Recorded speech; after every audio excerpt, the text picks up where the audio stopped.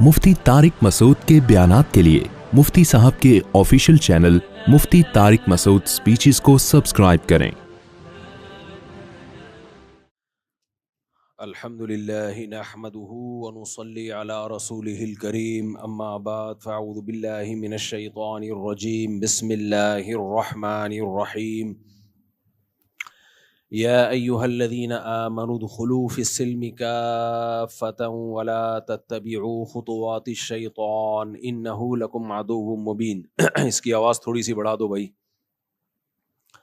पराठा नहीं खाया आज, असल में थोड़ा ज़ोर ज़्यादा लगाना पड़ेगा।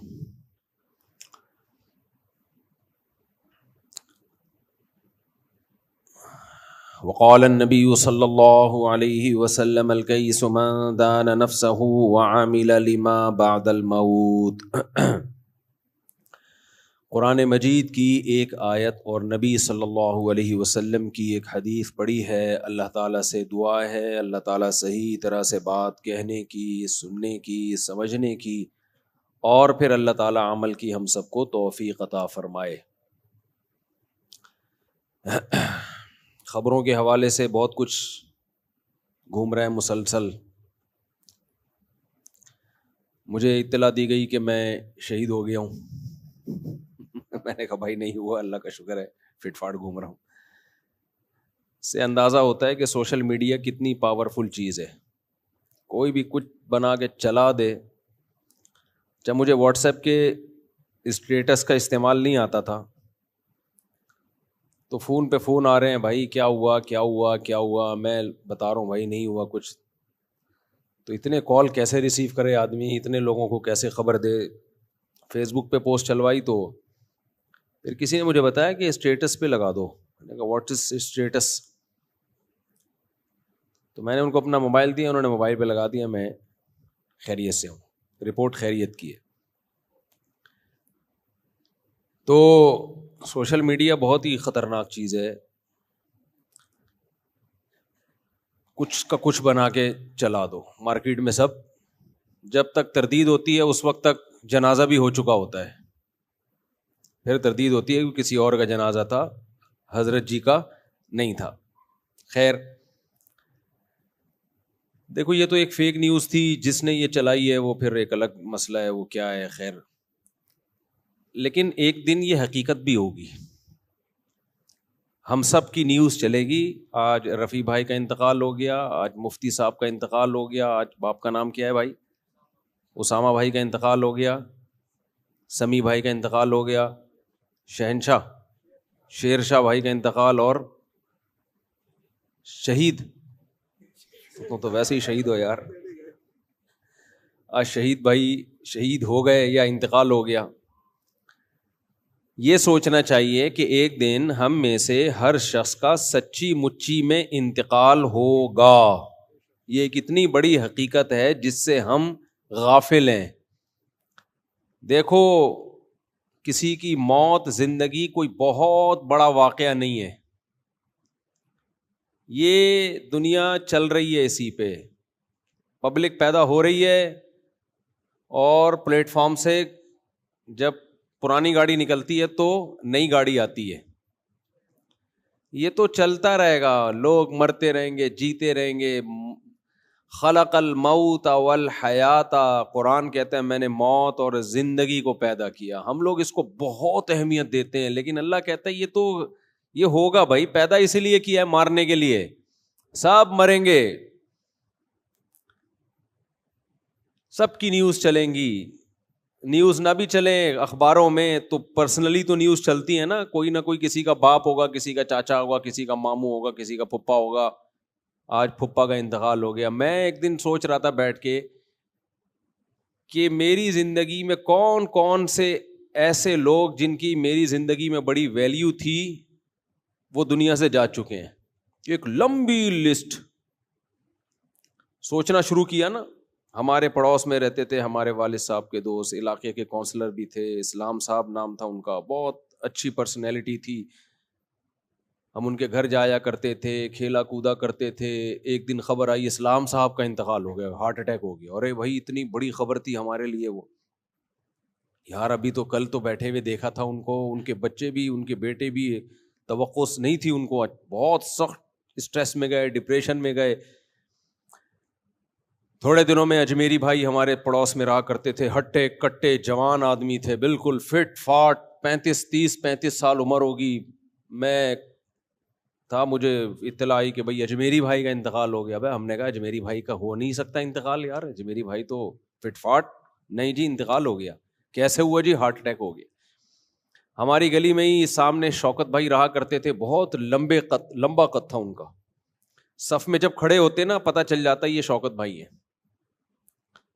کچھ لوگ ہوتے ہیں نا ایکسٹرا آرڈینری, لمبے تڑنگے سے ہوتے ہیں, وہ اپنے قد سے مشہور تھے.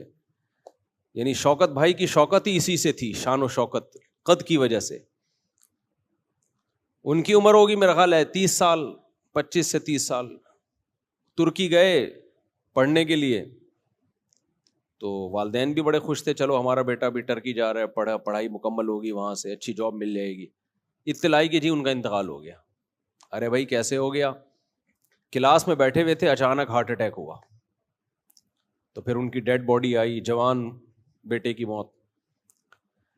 تو میں سوچ رہا تھا نا, سوچتے سوچتے اتنی موتیں. پھر ایک دن ہم بیٹھے ہوئے, جی ہمارے تایا کی خبر آئی, جی ان کا انتقال ہو گیا. ابے بھائی ہمارے تایا کا انتقال. اب ہماری دادی روئے جا رہی ہیں کہ بھائی ابھی تو مل کے گئے تھے, پتہ چلا جی ہارٹ اٹیک ہوا ہے. اچھا, میرے والد صاحب اور میرے تایا میں بڑی محبت تھی, تو جب تایا کو دفنایا ہے تو میرے والد صاحب کو بہت رونا آ رہا تھا قبر پہ. 2-3 سال کے بعد والد صاحب کا انتقال ہو گیا. بعض دفعہ آپ میت پہ رو رہے ہوتے ہیں, آپ کو نہیں پتا ہوتا 2-4 سال کے بعد کس کا نمبر ہے بھائی؟ ہمارا نمبر ہے 2-4 سال, زیادہ ٹائم نہیں ہے. اچھا, اسی کے درمیان ہماری دادی کا بھی انتقال ہو گیا. خبر آئی جی ہماری والدہ کی پھپھی کا انتقال ہو گیا. خبر آئی جی ہمارے فلانے کا انتقال ہو گیا, ڈمکانے کا انتقال ہو گیا, یہ ہو گیا. گلی محلے میں جنازے اٹھتے اٹھتے اٹھتے. اطلاعی کہ جی ہمارے مولوی صاحب کا انتقال ہو گیا, جو پوری کمنٹری کرتے تھے, جنازہ آ رہا ہے جنازہ جا رہا ہے. ہزاروں جنازے پڑھائے انہوں نے, لیکن ہمیں اطلاع ملی کہ جی مولانا صاحب کا انتقال ہو گیا. دھچکا لگا ہمارے دل پہ, کیونکہ کئی سال ان کے ساتھ 30 سال ہم نے ان کے ساتھ گزارے تھے. 30 سال انسان کسی کے ساتھ گزارتا ہے, محبت ہو جاتی ہے اس سے. انتقال ہو گیا. تو اتنے جنازے اتنے ایکسیڈنٹ. ہمارے جامعہ کے ایک استاذ, ہمارے بڑے کلاس فیلو, بہت کلوز, ایک دن اطلاعی ان کا انتقال ہو گیا. بھائی ابھی تو تو گپ شپ لگا کے گئے, جی کار کا ایکسیڈنٹ ہوا ہے, جی انتقال ہو گیا. میں نیو کراچی میں امام تھا, ایک بزرگ تھے بڑے زبردست, ان سے ہم نے بیان کروایا, بڑا پیارا بیان کرتے تھے, بڑے اللہ والے بزرگ تھے. اگلی دفعہ میں نے رابطہ کیا, پتہ چلا جی انتقال ہو گیا. ابے بھائی کیسے انتقال ہو گیا؟ جی وہ اندرون سندھ کہیں گاڑی میں جا رہے تھے, ایکسیڈنٹ ہوا, انتقال ہو گیا. تو انتقال پر گورنمنٹ کی طرف سے کوئی پابندی بولو نہیں. آپ کو یہ کیا بیان لے کے بیٹھ گیا بھائی؟ یہی تو بیان ہے. موت موت موت موت, الموت لیس منہ الفوت. ہر چیز سے بھاگ سکتا ہے انسان, موت سے کسی کا باپ بھی نہیں بھاگ سکتا. اور بہاریوں میں مشہور ہے کہ جب انسان کی موت آتی ہے تو اونٹ پہ بیٹھے ہوئے آدمی کو بھی کتا کاٹ لیتا ہے. حالانکہ کوئی تک نہیں بنتا. کنوینس کا کتنا بڑا پرابلم ہے, آپ سوچو. کتے کے لیے کنوینس کے بغیر اونٹ تک پہنچنا آسان ہے, کس قدر پرابلم کی چیز ہے نا. لیکن کتا پہنچ جاتا ہے بغیر کنوینس کے. باقاعدہ اس کو گاڑی لگوانی پڑے گی, کتے کو سیڑھیاں لگوانی پڑیں گی اوپر جانے کے لیے, لیکن پہنچ جاتا ہے. کتے کے قد کو دیکھو اور اونٹ کو دیکھو, لیکن جب انسان کی موت آتی ہے تو کتا پہنچ جاتا ہے وہاں تک. اور بھی بہت واقعات ہیں اپنی زندگی میں. فلاں کا انتقال, فلاں میری والدہ کا انتقال ہوا, والد صاحب کا انتقال ہوا, نانا کا انتقال ہوا, نانی کا انتقال ہوا. اور ابھی 2-4 منہ میں آنے لگے تھے, لیکن اللہ کا شکر ہے وہ زندہ ہیں. وہ بولیں گے ابھی ہمیں کیوں مار رہا ہے, اللہ ان کو زندگی دے. ہماری دعائیں ہیں. تو میری بڑی ہمشیرہ کا انتقال ہوا, ان کی عمر بھی زیادہ نہیں تھی, بریسٹ کینسر ہوا. ایسے اسٹیج پہ پہنچ کے پتا چلا کہ بچنے کی امید ختم, ڈاکٹر نے بتا دیا بھائی یقینی موت ہے. کچھ دن پہلے ایک صاحب ملنے کے لیے آئے,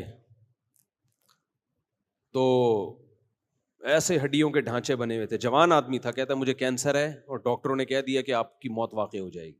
بہت بیچارے کی حالت خراب تھی, اطلاع گئی 1-2 مہینے میں کہ اس کی انتقال ہو گیا ہے. تو بھائی بات یہ ہے کہ موت ایک ایسی چیز ہے جس سے ہم بھاگ نہیں سکتے, سب نے مرنا ہے. ڈاکٹر کیا کہتے ہیں آپ دیکھیں یوٹیوب پہ جب سرچ کریں نا, اینٹی ایجنگ, بڑھاپے سے روکنے والی دوائیں, بڑھاپے سے روکنے والی خوراک, کہیں بھی یوٹیوب پہ لکھا ہوا ہوگا, فوراً دل چاہتا ہے انسان کلک کرے, یار کون سی چیز ہے جو ہمیں بوڑھا ہونے سے روک سکتی ہے. تو ساری دنیا کے سارے ڈاکٹر, سارے حکیم اس پر متفق ہیں کہ آپ بڑھاپے کے پروسیس کو سلو کر سکتے ہو, بریک بولو نہیں لگا سکتے. یہ نہیں ہو سکتا کہ بڑھاپے کو آپ نے بریک لگا دی, روک دیا, نہ نہ نہ. یہ ہو سکتا ہے کہ آپ نے 60 سال میں بوڑھا ہونا تھا تو بہت زیادہ صحت کا خیال کیا تو اب 70 میں بوڑھے ہو رہے ہو, بہت زیادہ خیال کیا تو 80 میں جا کے ہو رہے ہو. یہ نہیں ہو سکتا کہ 60 سال میں آپ رک جاؤ, آپ کا ایک بال سفید تھا تو اب ایک ہی رہے, نا نا نا نا نا. 40 سال کی عمر میں ایک بال سفید ہوتا ہے, جوان آدمی کہتا ہے یار ایک بال ہے نوچ کے نکال دو, پتہ ہی نہ چلے ہوا کیا. ایک دن اٹھتا ہے صبح کو دوسرا بال بھی سفید, کہتا ہے یار اس کو بھی نوچ لو, اب کیا ہے. اس کو بھی نوچا, پھر اتنے سفید, کہتے ہیں نوچاؤں گے تو گنجا ہو جاؤں گا بھائی. پھر وہ کلر لگانا شروع کرتا ہے, پھر نیچے سے سفید بال بتا رہے ہوتے ہیں کہ کلر ہے یہ, کیونکہ جب جڑوں سے بال اگتے ہیں نا وہ بتا رہے ہوتے ہیں کہ یہ اوریجنل نہیں ہے.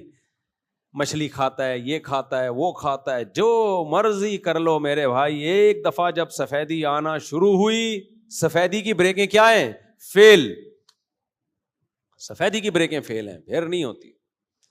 تو پیغمبروں کی یہی تو دعوت ہے بھائی.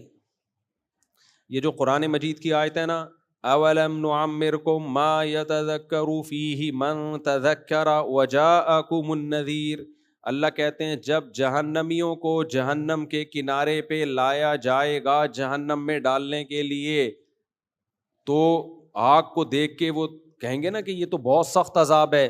تو اللہ جواب میں کیا کہیں گے, کیا ہم نے تمہیں اتنی عمر نہیں دی تھی جس میں نصیحت حاصل کرنے والا نصیحت حاصل کر لیتا, کیا ہم نے تمہیں اتنی ایج نہیں دی تھی. وجاءکم النذیر, اور تمہارے پاس, ادھر توجہ میرے بھائی, اور تمہارے پاس ڈرانے والا بھی آ گیا تھا.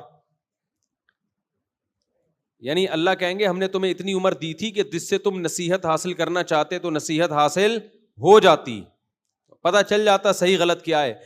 یعنی عقل سے بھی تم فیصلہ کر سکتے تھے, لیکن تمہارے پاس ایک ڈرانے والا بھی آیا تھا. اب یہ ڈرانے والا کیا ہے؟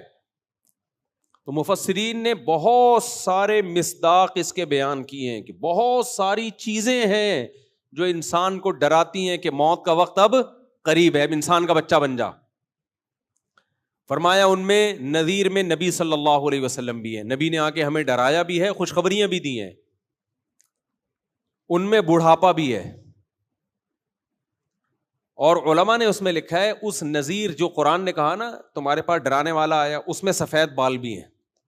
سب سے پہلی علامت جو آپ کو ڈرا رہی ہوتی ہے نا, جو ہم ڈرتے تو نہیں ہیں, ہم کچھ اور ہی کاموں میں لگ جاتے ہیں, وہ کیا ہے؟ بالوں کا سفید. یہ سب سے پہلی علامت ہے کہ اب آپ ریورس ہونا شروع. جتنا پاورفل ہونا تھا نا, قرآن کیا کہتا ہے بھائی, ہم نے ثم یخرجکم طفلا, اللہ جب تمہیں ماں کے بطن سے نکالتے ہیں تم کمزور ہوتے ہو, خلقکم من ضعف, کمزوری میں بنایا اللہ نے تمہیں, بہت کمزور. آہستہ آہستہ خوراک ملتی ہے, دودھ ملتا ہے, پراٹھے ملتے ہیں, ڈبل روٹیاں, شکر ہے وہ بھی مل رہی ہیں آج کل, تبھی بچے ڈبل روٹی جیسے بن رہے ہیں. لیکن بہرحال پراٹھے ملتے ہیں, روٹیاں ملتی ہیں, آہستہ آہستہ بچہ کیا ہوتا ہے, پاور پکڑنا شروع. یہ پاور کب تک چلتی ہے؟ مینٹلی گروتھ بھی ہوتی ہے اس کی, اور جسمانی گروتھ بھی ہوتی ہے. حتی اذا بلغ اشدہ وبلغ 40 سنۃ, 40 سال تک اپنی فل طاقت اور قوت کو پہنچ چکا ہوتا ہے. سمجھ میں نہیں آ رہی میرا خیال ہے بات؟ تبھی ماہرین کہتے ہیں نا, پہنچتا تو 30 سال میں، کیونکہ 30 سال شباب کی انتہا ہے. 30 سے 40 سال تک تقریباً ایک ہی جیسی کنڈیشن رہتی ہے اس کی. تو مینٹلی گروتھ 40 سال تک انسان کی کمپلیٹ. اس لیے قرآن نے انسان کی جو لاسٹ ایج ہے نا، جس کے بعد اب اس نے ڈھلکنا ہے، اب ریورس ہونا ہے، وہ کون سی ایج کو قرار دیا ہے؟ بولتے کیوں نہیں میرے بھائی؟ 40 سال. اس لیے کہتے ہیں نا کہ اگر آپ 40 سال میں بھی طاقتور نہیں ہو تو اب آپ فکر چھوڑ دو طاقتور ہونے کی، اب آپ کوئی اور کام کرو، ٹھیک ہے نا. پاورفل ہونے کی فکر آپ بولنے پہ گورنمنٹ نے پابندی لگائی ہے، اب طاقتور ہونے کی فکر. 30 سال میں بھی آپ طاقتور نہیں ہو تو اب آپ کوئی اور کام کرو، یہ کام آپ کے بس کا. ہوتے ہیں نا بہت باریک باریک 30 سال میں بھی بالکل باریک باریک، 40 سال میں بھی وہ کہتے ہیں یار میں موٹا ہو جاؤں. اب آپ موٹے تو ہو گئے لیکن وہ غلط والے موٹے ہو گئے. اب آپ چربی وربی چڑھ سکتی ہے، گھی کا ڈبہ بن سکتے ہو. اب وہ جو ایک جو مسل کی پاور ہوتی ہے وہ لانا بہت مشکل کام ہے، سمجھتے ہو؟ وہ بہت مشکل ہے. تو بلغ اشدہ، 40 سال تک پہنچا تو اب یہاں سے ریورس ہونا. میڈیکل سائنس بھی یہی کہتی ہے بھائی 40 سال کے بعد اب آپ واپس، کتنا زور لگا لو اب آپ کہ میں واپس نہ جاؤں. واپس کا کیا مطلب؟ وَمَن نُعَمِّرُهُ نُنَكِّسْهُ فِي الْخَلْقِ. قرآن کہتا ہے جس کو ہم عمر دیتے ہیں ہم اس کو خلق میں واپس ریورس کرتے ہیں. ریورس میں طاقتور ہوگا یا کمزور ہوگا؟ کمزور، دماغی کمزوری بھی، جسمانی کمزوری بھی. تو واپس تبھی آپ دیکھو جب انسان واپس ہونا شروع ہوتا ہے، کمر جھکنا شروع. بچپن میں کیسے چلتا تھا؟ بچے جب چلتے ہیں نا، ایک پاؤں ادھر جا رہا ہے ایک پاؤں. ہمارے ایک ریلیٹیو آئے جو بڑے، میں نے ایک دور میں دیکھا تھا ان کو 15-20 سال پہلے، بڑے ینگ جوان نا، فٹ فاٹ. تو اب آئے کچھ دن پہلے، اب ہمارے گھر کی سیڑھیوں پہ چڑھ رہے ہیں تو ایک پاؤں ادھر کو جا رہا ہے ایک پاؤں. میں نے کہا یہ آپ چڑھ کیسے رہے ہیں؟ کہہ رہے ہیں بس یار وہ دن گئے. کہہ رہے ہیں وہ دن گئے، اب تو ایسے ہی ہے. اور ہر اسٹیپ پہ آواز بھی نکل رہی ہے، زور لگتا ہے نا، آہ کی آواز آتی ہے. وہ ایک بوڑھا آدمی کہیں چلتا ہوا جا رہا تھا، کہیں ٹھوکر لگی تو اس کو اپنی جوانی یاد آئی نا. ٹھوکر لگی ایک دم بیچارہ لڑکا 3-4 قدم، تو کہنے لگا ہائے جوانی. پھر دیکھتا ہے کوئی دیکھ تو نہیں رہا. پھر آہستہ سے کہتا ہے بھائی تو نے جوانی میں کون سے تیر مار لیے تھے؟ تو آہستہ آہستہ انسان کیا ہونا شروع ہوتا ہے؟ ریورس. اور پھر ہر آنے والا دن اس کو تڑپاتا ہے. حضرت مجذوب رحمۃ اللہ علیہ نے کہا تھا نا، تجھے پہلے بچپن نے برسوں کھلایا. انسان کی زندگی کے 15-20 سال تو کھیل کود میں گزر جاتے ہیں، اس میں تو کوئی ہوش ہی نہیں ہوتا. جوانی نے پھر تجھ کو مجنوں بنایا. جوانی جب ہوتی ہے تو پھر عشق معاشقوں میں لگتا ہے. بڑھاپے نے پھر آ کے کیا کیا ستایا. سارے جو بل نکلنا شروع ہوتے ہیں وہ کب ہوتے ہیں؟ بڑھاپے میں. اجل تیرا کر دے گی بالکل صفایا. جب موت آئے گی نا تو اس بڑھاپے کو بھی یاد کرے گا کہ یار کم از کم احساس تو تھا نا، کچھ کھانے پینے کی تھوڑی بہت لذت کا احساس ہو جایا کرتا تھا. تو بھائی اسی کا نام دنیا ہے. اسی لیے آدم علیہ الصلاۃ والسلام سے لے کر سید الانبیاء محمد صلی اللہ علیہ وسلم تک تمام پیغمبروں نے ایک دعوت دی ہے، لا تحب الدنیا، دنیا سے محبت بولو مت کرو، دل مت لگاؤ دنیا سے. دیکھو کچھ گناہ تو ایسے ہیں جو سوسائٹی میں گناہ سمجھے جاتے ہیں، کچھ گناہ ایسے ہیں جو سوسائٹی میں گناہ سمجھے جاتے ہیں، کچھ گناہ ایسے ہیں جو اللہ کی نظر میں بہت بڑے جرم ہیں لیکن وہ گناہ سمجھے نہیں جاتے، حالانکہ زیادہ بڑے گناہ ہیں وہ، اور ان کے نقصانات بھی زیادہ ہیں. زنا ایک گناہ ہے لیکن لوگ اس کو گناہ سمجھتے بھی، وہ جملہ مکمل کرنا ہے آپ لوگوں نے. زنا ایک گناہ ہے، لوگ اس کو گناہ سمجھتے ہیں. کیوں نہیں ہے بھائی؟ ہیں. اتنے بھی کافر تھوڑی ہوئے ہیں لوگ کہ زنا کو حلال سمجھنا شروع کر دیں. یہ کہہ رہے ہیں نہیں ہے. زنا ایک گناہ ہے، لوگ اس کو کیا سمجھتے ہیں؟ گناہ. نماز چھوڑنا گناہ ہے، لوگ اس کو کیا سمجھتے ہیں؟ گناہ. حج فرض ہوا آپ نے نہیں کیا، یہ گناہ ہے، لوگ اس کو کیا سمجھتے ہیں؟ گناہ. داڑھی کاٹنا بھی معذرت کے ساتھ کیا ہے؟ گناہ ہے. اب تک تو گناہ سمجھتے تھے، اب کچھ اسکالر آ گئے جنہوں نے اس کو گناہ کی فہرست سے نکال دیا، ورنہ گناہ ہے، پہلے بھی تھا اب بھی ہے آئندہ بھی رہے گا, نبی کا حکم ہے. اسی طرح میرے بھائی بد نظری کرنا, فحش فلمیں دیکھنا, یہ گناہ ہے, لوگ اس کو گناہ سمجھتے ہیں. سود کھانا گناہ ہے, لوگ اس کو گناہ سمجھتے ہیں. دنیا سے محبت بہت بڑا گناہ ہے, لوگ اس کو گناہ سمجھتے ہی نہیں ہیں. بلکہ وہ دنیا کی محبت جو ان کے دل میں ہوتی ہے اس کو بھی یہ نہیں سمجھتے کہ ہمارے دل میں محبت ہے. وہ کہتے ہیں کہاں ہے,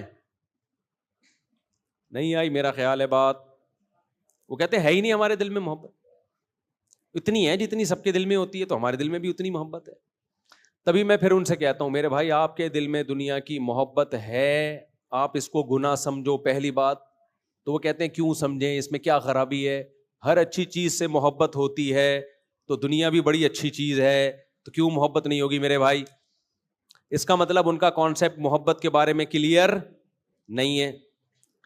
بھائی جب شریعت کہہ رہی ہے لا تحب الدنیا, کہ دنیا سے محبت مت کرو, تو اس کا مطلب کہ بری چیز ہوگی نا. کیا ہو گیا میرے بھائی؟ تو اگر اس کے بارے میں آپ کو کوئی اشکال ہے کہ یار محبت نہ کرو, تو پھر کیسے چلیں دنیا میں؟ اگر میرے بھائی کسی کاروباری آدمی کو دکان سے محبت نہیں ہوگی تو وہ دکان چلائے گا؟ بولتے کیوں نہیں. تبھی لوگ تو پھر علماء پہ اعتراض کرتے ہیں, ایک طرف یہ کہتے ہیں دنیا سے محبت نہ کرو, دوسری طرف جاپان کے دورے ہو رہے ہیں ان کے. اچھا وہ جو میری ویڈیو آئی ہے نا, میں لانچ میں بیٹھ رہا ہوں, پیچھے سے کوئی لڑکی اس لانچ کو سیٹ کر رہی ہے, وہ ویڈیو میں نے نہیں بنائی ہے, وہ کسی اور نے بنا کے ڈال دی ہے. میں جب اپنے کیمرے سے کوئی ویڈیو بناتا ہوں تو اس کا خیال کرتا ہوں کہ اس میں لیڈیز بولو نا نہ آئیں.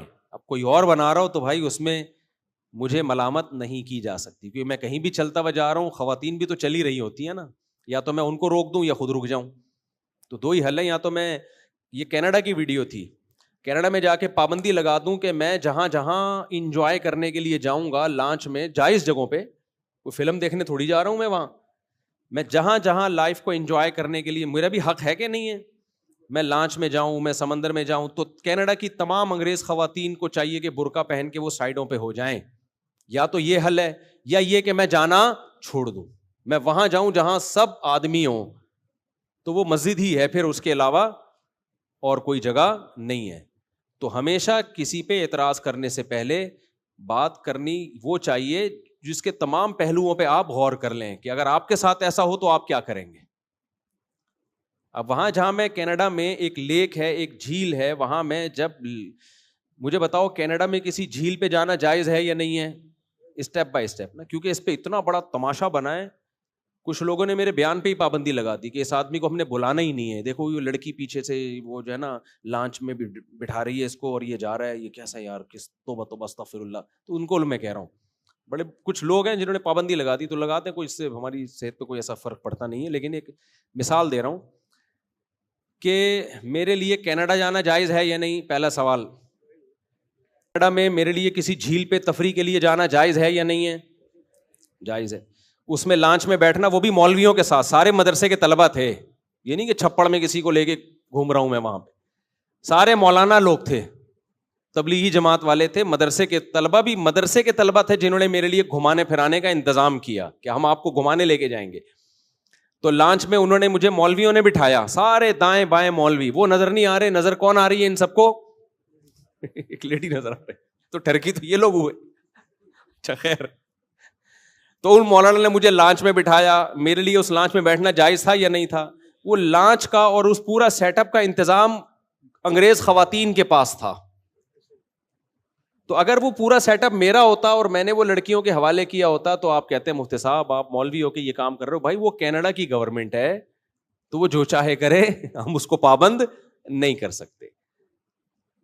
بسوں میں بیٹھتے ہیں, جہاز میں بیٹھتے ہیں, تو کیا وہاں کوئی داڑھی مونچھ والے آدمی آتے ہیں چائے لے کے آپ کے سامنے؟ ایئر ہوسٹس آتی ہے نا.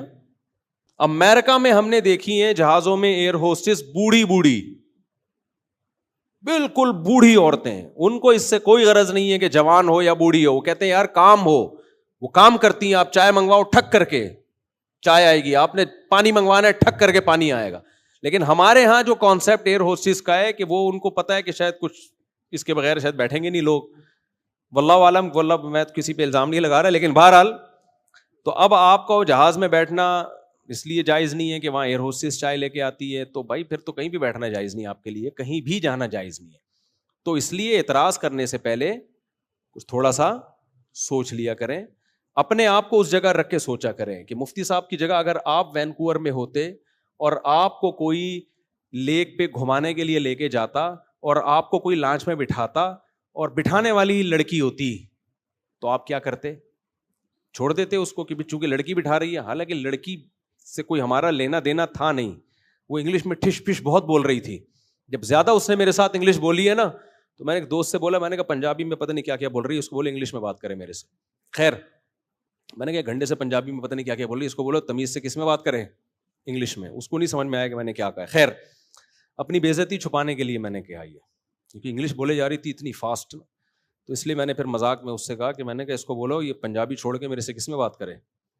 آپ لوگ کی سمجھ میں نہیں آیا تو اس کی کیا سمجھ میں آیا ہوگا. خیر تو اعتراض تو لوگ کرتے چلے جا رہے ہیں. تو ہاں یہ ایک اعتراض بنتا ہے کہ ایسی ویڈیو جس میں اس طرح سلیو لیس ڈریس میں کوئی لڑکی ہو, ایسی ویڈیو یوٹیوب پہ نہیں ڈالنی چاہیے. یہ اعتراض بالکل درست ہے. تو اس کا جواب یہ کہ وہ میں نے نہیں ڈالی, وہ کسی اور نے بنا کے ڈال دی ہے. اور ایک اور بات سے بات چلتی ہے, یہ جو میری آج کل بہت زیادہ ویڈیوز آ رہی ہیں ٹک ٹاک پہ, یوں چلتا ہوا جا رہا ہوں, پھر یوں دائیں دیکھ رہا ہوں, پھر کلاس میں جا رہا ہوں, یہ میں نہیں بنا رہا, نہ مجھے یہ طرز عمل پسند ہے. اب ہر آدمی کے ہاتھ میں موبائل ہے. میں کلاس میں جاتا ہوں, کوئی طالب علم بنا رہا ہوتا ہے, میں نیچے جامعۃ الرشید کے پارک میں چائے پی رہا ہوں, وہاں سے کوئی طالب علم بنا رہا ہے, ہم روک روک کے تھک گئے ہیں, ابھی آہستہ آہستہ اس کو کنٹرول کر رہے ہیں. لیکن یہ کام میں نہیں کرتا, اور میں طلبہ سے کہتا ہوں یہ فنکاروں پہ, اداکاروں پہ یہ چیزیں سوٹ کرتی ہیں. اسٹائل مارنا, گاڑی میں بیٹھ رہے ہیں, گاڑی سے اتر رہے ہیں, پھر یوں جا رہے ہیں, پھر یوں اسٹائل مارا, یہ ایکٹروں پہ کے کام ہے. یہ علماء کے پہ سوٹ یہ چیزیں نہیں کرتی. تمیز سے زندگی گزارو, جو یہ شو بازی چھوڑ دو. تو یہ بھی میرا ٹک ٹاک پہ کوئی اکاؤنٹ ہے ہی نہیں, ٹک ٹاک پہ میرا کوئی اکاؤنٹ نہیں ہے. تو یہ سب لوگ کر رہے ہیں اپنے چینلوں کو گرو کرنے کے لیے, مجھے استعمال کیا جا رہا ہے کہ یوں آ رہے ہیں, یوں جا رہے ہیں, ایسے اسٹائل مار رہے ہیں. یہ میں نہیں کر رہا. خیر ہم اپنے اصل موضوع کی طرف آتے ہیں. تو میں یہ عرض کر رہا تھا میرے بھائی کہ دیکھو, دنیا سے محبت یہ جرم ہے. اب سوال یہ پیدا ہوتا ہے کہ اگر دنیا سے محبت جرم ہے, اچھا دیکھو جتنے بھی گناہ ہیں نا, وہ ڈپریشن پیدا کرنے میں اتنے معاون مددگار نہیں ہے. دنیا سے محبت ایک ایسا گناہ ہے جو سب سے زیادہ اسٹریس اور ڈپریشن پیدا کرتا ہے. یہ کچھ گناہ ایسے ہیں نا جس کی سزا انسان کو دنیا میں ملتی ہے. کیا خیال ہے بھائی؟ ہیروئن پیو گے, آخرت میں ٹھکائی بعد میں ہوگی, دنیا میں سزا پہلے. وہ کیا سزا ہے؟ تھوڑے دنوں میں ہڈیوں کا ڈھانچہ بن جاؤ گے, کالا رنگ ہو جائے گا, منہ سے بدبو آئے گی, مرے ہوئے ملو گے کسی پائپ کے برساتی نالے کے اندر سے. یہ دنیا کی سزا ہے. کیا خیال ہے؟ جسم تڑپتا ہے, خراب ہوتا ہے. تو کچھ جرم ایسے ہیں جن کی سزا آخرت میں بعد میں ملے گی, دنیا میں پہلے جیسے نشے ہیں, جو نشہ کرتے ہیں ان کو دنیا میں بھی برباد ہو جاتے ہیں. ڈپریشن میں بہت زیادہ, یعنی ڈپریشن سے مراد دماغ خراب ہونا, جب نہیں ملتی تو پریشان ہوتے ہیں. تو ایسے ہی خوب اچھی طرح سمجھو, دنیا کی محبت ایک ایسا جرم ہے جس کی اللہ دنیا میں سزا دیتے ہیں. وہ سزا کیا ہے؟ ڈپریشن, اسٹریس, بے سکونی. اس لیے اگر اپنی زندگی کو خوشیاں بھری بنانا چاہتے ہو نا, جنت تو آخرت میں بعد میں ملے گی. دنیا کو اگر جنت بنانا چاہتے ہو تو اللہ رسول نے جو حکم دیا کہ دنیا سے محبت نہ کرو, اس حکم میں اللہ رسول کو فالو کرو. سمجھتے ہو کہ نہیں سمجھتے؟ اب سوال وہ گھوم پھر کے آتا ہے کہ بھئی یہ کیسے ممکن ہے کہ ہم دنیا سے محبت نہ کریں؟ اگر نہیں کریں گے تو دنیا کما سکتے ہیں پھر ہم کیا؟ بھائی انسان کو جس چیز کی طرف اٹریکشن ہوتی ہے اسی چیز کی طرف جاتا ہے, یا جس کی طرف اٹریکشن نہ ادھر جائے گا؟ ارے مجھے ایک بات بتاؤ, دو رشتے آئے آپ کے لیے, ایک چڑیل کا رشتہ آیا اور ایک خاتون کا رشتہ آیا, کس کی طرف جاؤ گے؟ چڑیل کی طرف جاؤ گے, حالانکہ وہ بھی تو لیڈیز ہی ہے, صرف جنات کی لیڈیز ہے وہ. جنات میں لیڈیز کو پیار سے کیا کہا جاتا ہے؟ چڑیل. ان کا پیار چڑیل, ایسے پیار سے یہی کہا جا رہا ہے, تو سو تو نفرت سے کیا کہا جاتا ہوگا؟ جنات میں کسی کو پیار سے چڑیل کہا جاتا ہے, تو سوچو نفرت سے کیا کہا جاتا ہوگا. خیر, تو جنات کی الگ دنیا ہے. تو سوال یہ پیدا ہوتا ہے کہ بھائی جب اٹریکشن ہی نہیں ہوگی تو دنیا کی طرف ہم جائیں گے کیسے؟ جب جائیں گے نہیں تو کمائیں گے نہیں, جب کمائیں گے نہیں تو ہم تو ننگ دھڑنگ بھوک سے مر جائیں گے, کسی کام کے دنیا میں نہیں رہیں گے. تو خوب سمجھ لو, ہر فیلڈ میں جو الفاظ ہوتے ہیں ان الفاظ کا مطلب الگ ہوتا ہے. ہر فیلڈ میں نا, دیکھو ہر فیلڈ کی ایک الگ ٹرم ہوتی ہے, اصطلاح ہوتی ہے. مثال کے طور پر, بھائی بچوں شور نہ کرو, بہت شور کی آوازیں آ رہی ہیں اوپر سے, کوئی سنبھالے یار بچوں کو ذرا اوپر سے, بہت زیادہ شور کی مسلسل آوازیں آ رہی ہیں اوپر سے. اب دیکھو ادھر مثال کے طور پہ حکیم لوگ کہتے ہیں یہ چیز ٹھنڈی ہے, یہ چیز گرم ہے. انڈا کیا کہتے ہیں حکیم لوگ, ٹھنڈا ہوتا ہے گرم ہوتا ہے؟ گرم ہوتا ہے. بھائی انڈا گرم ہوتا ہے. اب آپ نے فریج سے انڈا نکالا, بالکل یخ ٹھنڈا تھا وہ, آپ نے کھایا, پیٹ ویٹ خراب ہو گیا, حکیم کے پاس گئے, حکیم نے کہا کہ میں نے تمہیں کہا تھا گرم چیزیں مت کھانا. آپ کہیں گے حکیم صاحب میں نے تو فریج سے نکال کے کھایا, بالکل ٹھنڈا جما ہوا انڈا تھا. تو حکیم کہے گا آپ کھوپڑی کا علاج پہلے کرائیں, پیٹ کا علاج کیا بعد میں کرائیں. کہے گا بھائی ہم جب کسی چیز کو کہتے ہیں ٹھنڈا گرم تو اس کا مطلب وہ والا ٹھنڈا نہیں ہوتا کہ ٹیمپریچر کے لحاظ سے, وہ نارمل جب ٹھنڈا کا لفظ استعمال ہوگا تو اس سے ٹیمپریچر مراد ہوتا ہے. لیکن جب حکیموں کی ٹرم میں کوئی لفظ استعمال ہوگا تو ٹھنڈے کا مطلب کھیرا, ککڑی, سبزیاں, کدو, یہ ٹھنڈے ہیں. انڈا ہے, مچھلی ہے, اس طرح کی چیزیں وہ کیا کہلاتی ہیں؟ گرم کہلاتی ہیں. اس میں اختلاف ہے حکیموں کا کہ مچھلی گرم ہے یا ٹھنڈی ہے. بہرحال ہم نے کیا کرنا ہے, ہم تو کھاؤ, ہم اس چکر میں نہیں پڑتے کہ ٹھنڈا ہے کہ. ایک لکھنؤ والا جو ہے نا, لکھنؤ والا, وہ گیا کسی پھل والے کے پاس اور کہنے لگا آپ کے ہاں, اچھا وہ بیچارہ جو ریڑھی لگا کے کھڑا ہوا تھا وہ پنجابی تھا, پنجاب سے تعلق تھا اس کا, وہ اور اردو سے کیا, اس کو لکھنؤ والوں کی اردو سے کیا. تو لکھنؤ والا گیا کہ آپ کے ہاں یہ جو کینو مالٹے ہیں یہ وزنن بکتے ہیں یا عددن بکتے ہیں؟ وزن کا مطلب تول کے بکتے ہیں یا درجن کے حساب سے, عدد کے لحاظ.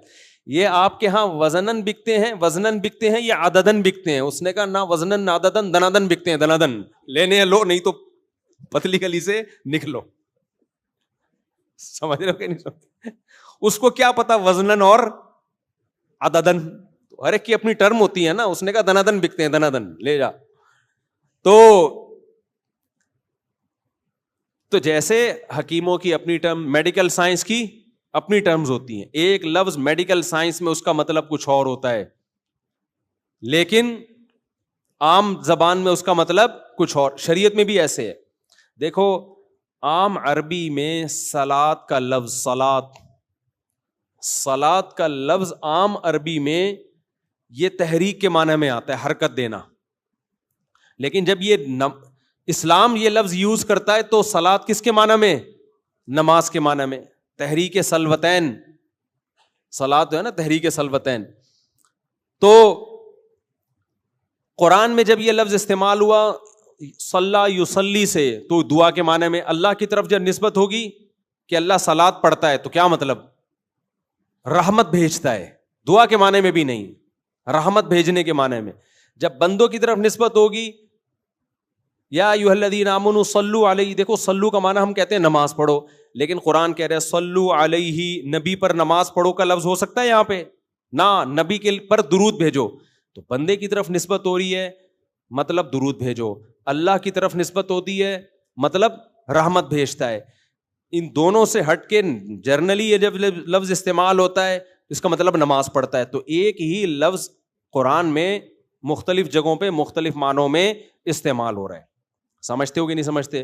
دیکھو ظلم کا معنی کیا ہے اصل میں؟ ظلم کی عربی میں ڈیفینیشن ہے وضع الشیء فی غیر محلہ, ایک چیز یہاں رکھنے کی تھی, آپ نے اٹھا کے اس کو کسی اور مقام میں رکھ دیا جو اس کا بنتا نہیں ہے. مثال کے طور پر ایک سیٹ ہے مینیجر کی, آپ نے اس کو چپڑاسی کی کرسی پہ لے جا کے بٹھا دیا, تو یہ کیا کہلائے گا؟ ظلم. سمجھتے ہو؟ اب قرآن کیا کہہ رہا ہے؟ وَلَمْ تَظْلِمْ مِنْهُ شَيْئًا, ایک باغ کی قرآن نے مثال دی ہے جس کے درخت ظلم نہیں کرتے تھے. ارے بھائی درخت کیسے ظلم کرے گا؟ وہاں ظلم کا مطلب کیا ہے؟ نقص، پھلوں میں کمی، پھلوں میں کمی. صحابہ کرام نے نبی صلی اللہ علیہ وسلم سے پوچھا کہ اللہ تعالیٰ کہتے ہیں کہ جس نے نیک اعمال کیے اور ولم یلبسوا ایمانہم بظلم، اپنے ایمان کے ساتھ ذرا بھی ظلم نہیں کیا، وہ جنت میں جائے گا، جہنم سے وہ بچے گا. تو یا رسول اللہ ہم تو نیک اعمال کرتے ہیں مگر ذرا بھی ظلم نہ کیا ہو. ایسا تو نہیں ہوتا، کہیں نہ کہیں پوری زندگی میں تھوڑا بہت ظلم تو انسان سے ہو جاتا ہے نا. کیا خیال ہے بھائی؟ تھوڑا بہت ظلم زیادتی تو ہو جاتی ہے. تو نبی نے فرمایا یہاں ظلم کا مطلب شرک ہے. تم دیکھتے نہیں قرآن میں آتا ہے ان الشرک لظلم عظیم، شرک بہت بڑا ظلم ہے. تو یہاں ظلم کا وہ مطلب نہیں جو عام مطلب ہے، بلکہ یہاں ظلم کا مطلب کیا ہے؟ شرک. کہ جو ایمان لایا، نیک اعمال کی اور ذرا بھی شرک نہیں کیا، کیونکہ ذرا سا بھی شرک کر لیا تو سب برباد، ساری نیکیاں کیا ہو جائیں گی؟ برباد. تو اس سے پتہ چلتا ہے بھائی کہ قرآن کی میں ہی ایک لفظ مختلف جگہوں پر مختلف معنی میں استعمال ہو رہا ہے. تو ہمیں پتہ کیسے چلے گا کہ کون سا لفظ کس معنی میں ہے؟ بھائی جو بول رہا ہے نا اس سے پوچھو کہ آپ کی نظر میں اس لفظ کا مطلب اس وقت کیا ہے. سمجھتے ہو کہ نہیں سمجھتے؟ تو ہم شریعت سے پوچھتے ہیں. اتنی لمبی چوڑی تقریر جو میں نے کی نا آپ کو یہ سمجھانے کے لیے کہ جب شریعت کہتی ہے دنیا سے محبت نہ کرو، تو محبت کا وہ مطلب نہیں ہوتا جو فوراً ہمارے ذہن میں آ رہا ہے. ہمارے ذہن میں فوراً یہ آتا ہے کہ کینیڈا جانا چھوڑ دو، وہاں لانچوں میں گھومنا چھوڑ دو، نیاگرا فال بولو مت جاؤ، شادیاں مادیاں بہت دن ہو گئے میرے بھائی مت کرو، صحیح ہے نا، بیوی بچوں سے محبت مت کرو. یہ مطلب آتا ہے نا. دنیا میں تو سب چیزیں داخل ہیں. گاڑیوں سے محبت مت کرو، پراٹھوں سے محبت، جملہ آپ لوگ کمپلیٹ کرو میرے بھائی، پراٹھوں سے محبت مت کرو، ناشتے میں انڈے مت کھاؤ، نہاری وہاری مغز نہاری سب چھوڑ دو. یہی مطلب پادریوں نے لیا تھا جس سے بیڑا غرق ہو گیا عیسائیت کا. سمجھتے ہو؟ انہوں نے کہا جب تورات انجیل کہتی ہے دنیا سے محبت مت کرو، دنیا سے بے رغبتی، تو اب ہم کیا کریں گے؟ سب چھوڑ چھاڑ کے جنگلوں میں نکلیں گے، اللہ اللہ کریں گے. اور بس ان کی جو عورتیں ہوتی ہیں جن کو نن کہا جاتا ہے، انہوں نے کہا ہم سب چھوڑ چھاڑ کر چرچ کی خدمت کے لیے اپنے آپ کو وقف، نہ شادی بیاہ نہ بچے، بس اللہ اللہ. پادریوں نے کیا کہا؟ بس ہر وقت کیا ہوگا؟ اللہ اللہ. وہ ہوا تو نہیں بیچاروں سے اللہ اللہ، بہت سارے کچھ اخلاقی برائیوں میں لگ گئے، کچھ بچے بھی رہے.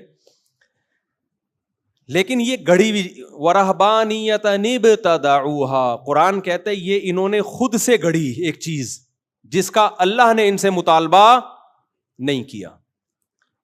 اب جب آپ پادریوں سے پوچھتے ہو کہ بھائی قرآن کہہ رہا ہے کہ اللہ نے تم سے تورات اور انجیل میں اس کا مطالبہ نہیں کیا کہ تم دنیا کو لات مار دو، تو تم نے یہ کام کیوں کیا؟ تو وہ جواب میں کیا کہتے ہیں؟ تورات اور انجیل میں جگہ جگہ ہے دنیا سے دل مت لگاؤ، دنیا سے دل مت لگاؤ. تو ہم جواب میں کیا کہیں گے؟ بھائی جس اللہ نے دنیا سے دل لگانے سے منع کیا اسی اللہ سے پوچھا جائے گا نا اے اللہ دل نہ لگانے کا مطلب کیا ہے؟ جو حکیم آپ کو کہہ رہا ہے کہ ٹھنڈی چیزیں کھاؤ گرم چیزیں نہ کھاؤ، اس حکیم سے پوچھو گے نا گرم سے کیا مراد ہے؟ کیا خیال ہے بھائی؟ ہاتھ لگا کے دیکھ کے ٹھنڈی ہو یا ہاتھ لگانے سے گرم کا پتہ چل رہا ہو؟ وہ کہے گا نا نا نا، پوری لسٹ بنا کے دے گا آپ کو، یہ چیزیں گرم چیزیں ہیں، یہ چیزیں ٹھنڈی چیزیں، یہی ہوگا کہ نہیں ہوگا؟ تو اللہ تعالیٰ نے بھی جتنی بھی آسمانی کتابیں ہیں جن میں ہمیں دنیا سے محبت کرنے سے منع کیا ہے، ان میں اللہ نے خود ایکسپلین کیا ہے کہ اس کا مطلب کیا ہے. پہلی بات، قرآن سے ہمیں پتہ چلتا ہے کہ پیغمبروں سے کبھی گناہ نہیں ہو سکتا. اگر دنیا سے محبت کا مطلب یہ ہوتا کہ دنیا رکھ نہیں سکتے آپ، اس کی طرف دل مائل نہیں ہو سکتا، تو قرآن سلیمان علیہ الصلاۃ والسلام کی بادشاہت، ان کی 100 بیویاں اور ان کے خادم اور ان کا تخت، اور تخت بھی اتنا لگژری، ایسا لگژری تخت کے ہیرے جواہرات اس میں جڑے ہوئے، اور ملکہ سبا دیکھ کے اس کے ہوش اڑ گئے، یہ کیا ہے بھائی؟ اور ایسا عالی شان محل جس میں وہ رہا کرتے تھے. تو دنیا کی محبت کا اگر یہ کانسیپٹ ہوتا جو پادریوں نے بنایا تو اس تصور میں کیا سلیمان علیہ السلام پورے اترتے ہیں؟ آپ لوگ مجھے لگ رہا ہے اب سب بھول بھلائیاں ہو گیا، جو بیان سننے کے آداب تھے وہ سب ختم ہو گئے، بھول گئے. جب نہیں ہو تو نہیں بولنا ہے آپ نے، ہاں ہو تو ہاں بولنا ہے، گردن ہلانی ہے، یوں کرنا ہے. کچھ مجھے رسپانس دیں گے تو مجھے لگے گا کہ کچھ آپ لوگ میرے ساتھ، میں نے پراٹھا نہیں کھایا تو آپ نے تو کچھ کھایا ہوگا نا. تو دوسری بات یہ کہ فطرت اللہ التی فطر الناس علیہا، اللہ کہتے ہیں اسلام انسان کی وہ فطرت ہے جس فطرت پہ اللہ نے انسان کو پیدا کیا. تو انسان کی فطرت مرغوب چیز دیکھ کے ہٹنا ہے یا اس کی طرف جانا ہے؟ جانا ہے. تو اسلام کیسے روک سکتا ہے ایک ایسی چیز سے جو آپ کی نیچر کے خلاف ہو؟ کیسے روک سکتا ہے بھائی؟ تو محبت کا مطلب کیا ہے؟ سوال یہ پیدا ہوتا ہے نا پھر بھائی مفتی صاحب آپ خود بتا دو کہ جس دنیا سے ہمیں اللہ نے محبت سے منع کیا اس کا مطلب ہے کیا؟ وہ والا مطلب تو نہیں ہے جو پبلک سمجھ رہی ہے. دیکھو محبت کا مطلب ہے محبت ہی ہے، لیکن اس کا ایک خاص معیار ہے کہ اتنی لیگل ہے اتنی اللیگل ہے. اس کوانٹٹی سے زیادہ ہوئی. پائلٹ جب جہاز میں سوار ہوتے ہیں نا، میں تو پائلٹوں سے بھی بڑی سلام دعا ہے میری، تو میں پائلٹوں سے پوچھتا رہتا ہوں کیا خدا نخواستہ پائلٹ اگر پی کے آ گیا، ہمارے پائلٹ تو نہیں پیتے مسلمان پائلٹ، لیکن بہت سارے جو غیر مسلموں کے پائلٹ ہیں وہ تو پی کے بھی بیٹھتے ہیں نا. تو آدمی جب جہازوں میں بہت سفر ہوتا ہے تو اس کو ڈر ہوتا ہے کہ یار ان لوگ کو تو پینے کی عادت ہے. پتہ چلا پائلٹ صاحب 2 بوتلیں پی کے زیادہ آ گئے اور جہاز الٹا ہو گیا، وہ سمجھ رہے ہیں سیدھا ہے، حالانکہ وہ خود الٹے ہیں. یہ بھی خطرہ ہوتا ہے نا کہ پائلٹ نے پی لی اور سمجھ رہا ہے کہ میں الٹا ہوں، تو اپنے آپ کو سیدھا کرنے کے چکر میں کوئی بھروسہ نہیں ہوتا پینے کے بعد کیا حالت ہوتی ہے. تو میں نے ایک پائلٹ سے پوچھا، میں نے کہا دنیا میں لا کیا؟ وہ کہتے ہیں بھائی لا یہ ہے کہ اس کوانٹٹی سے زیادہ اگر الکوہل کی مقدار آپ کے بلڈ میں ہو تو آپ کو سزا ہوتی ہے. ڈرائیونگ میں بھی یہ اصول ہے، وہ چیک کرتے ہیں وہاں جگہ جگہ، آپ نے دیکھا ہوگا امریکہ کینیڈا وغیرہ میں نا، وہ پولیس والا آتا ہے پتہ نہیں کوئی آلہ لگا کے چیک کرتا ہے، اس کو فوراً پتہ چل جاتا ہے 2 ڈھکن زیادہ تو نہیں پی اس نے کہیں. پورے ڈھکن ناپے ہوئے ہوتے ہیں، 3 ڈھکن الاؤ ہیں، 4تھا ڈھکن تو ان کا پورا حساب کتاب. ہم اس کو ڈھکن سے تعبیر کرتے ہیں، ان کا کوئی خاص کوانٹٹی ہے، یونٹ ہے ان کے ناپنے کے. ڈھکن میں جو مزہ ہے بولنے میں وہ یونٹ میں تھوڑی ہے. تو وہ ایک پورا ان کا ایک یہ ہے بھائی اتنی لیگل ہے، اس سے زیادہ اللیگل ہے. تو وہ کہتے ہیں شراب الاؤ نہیں ہے، تو مطلب ان کے یہ نہیں ہوتا کہ الاؤ ہی نہیں ہے، مطلب اتنی کوانٹٹی سے زیادہ الاؤ نہیں. آپ کو لائسنس جب ملتا ہے تو آپ کی نظر ٹیسٹ کی جاتی ہے، یعنی کی جانی چاہیے، چاہتی نہیں ہے. نابیناؤں کو بھی بعض دفعہ مل جاتا ہے ہمارے یہاں.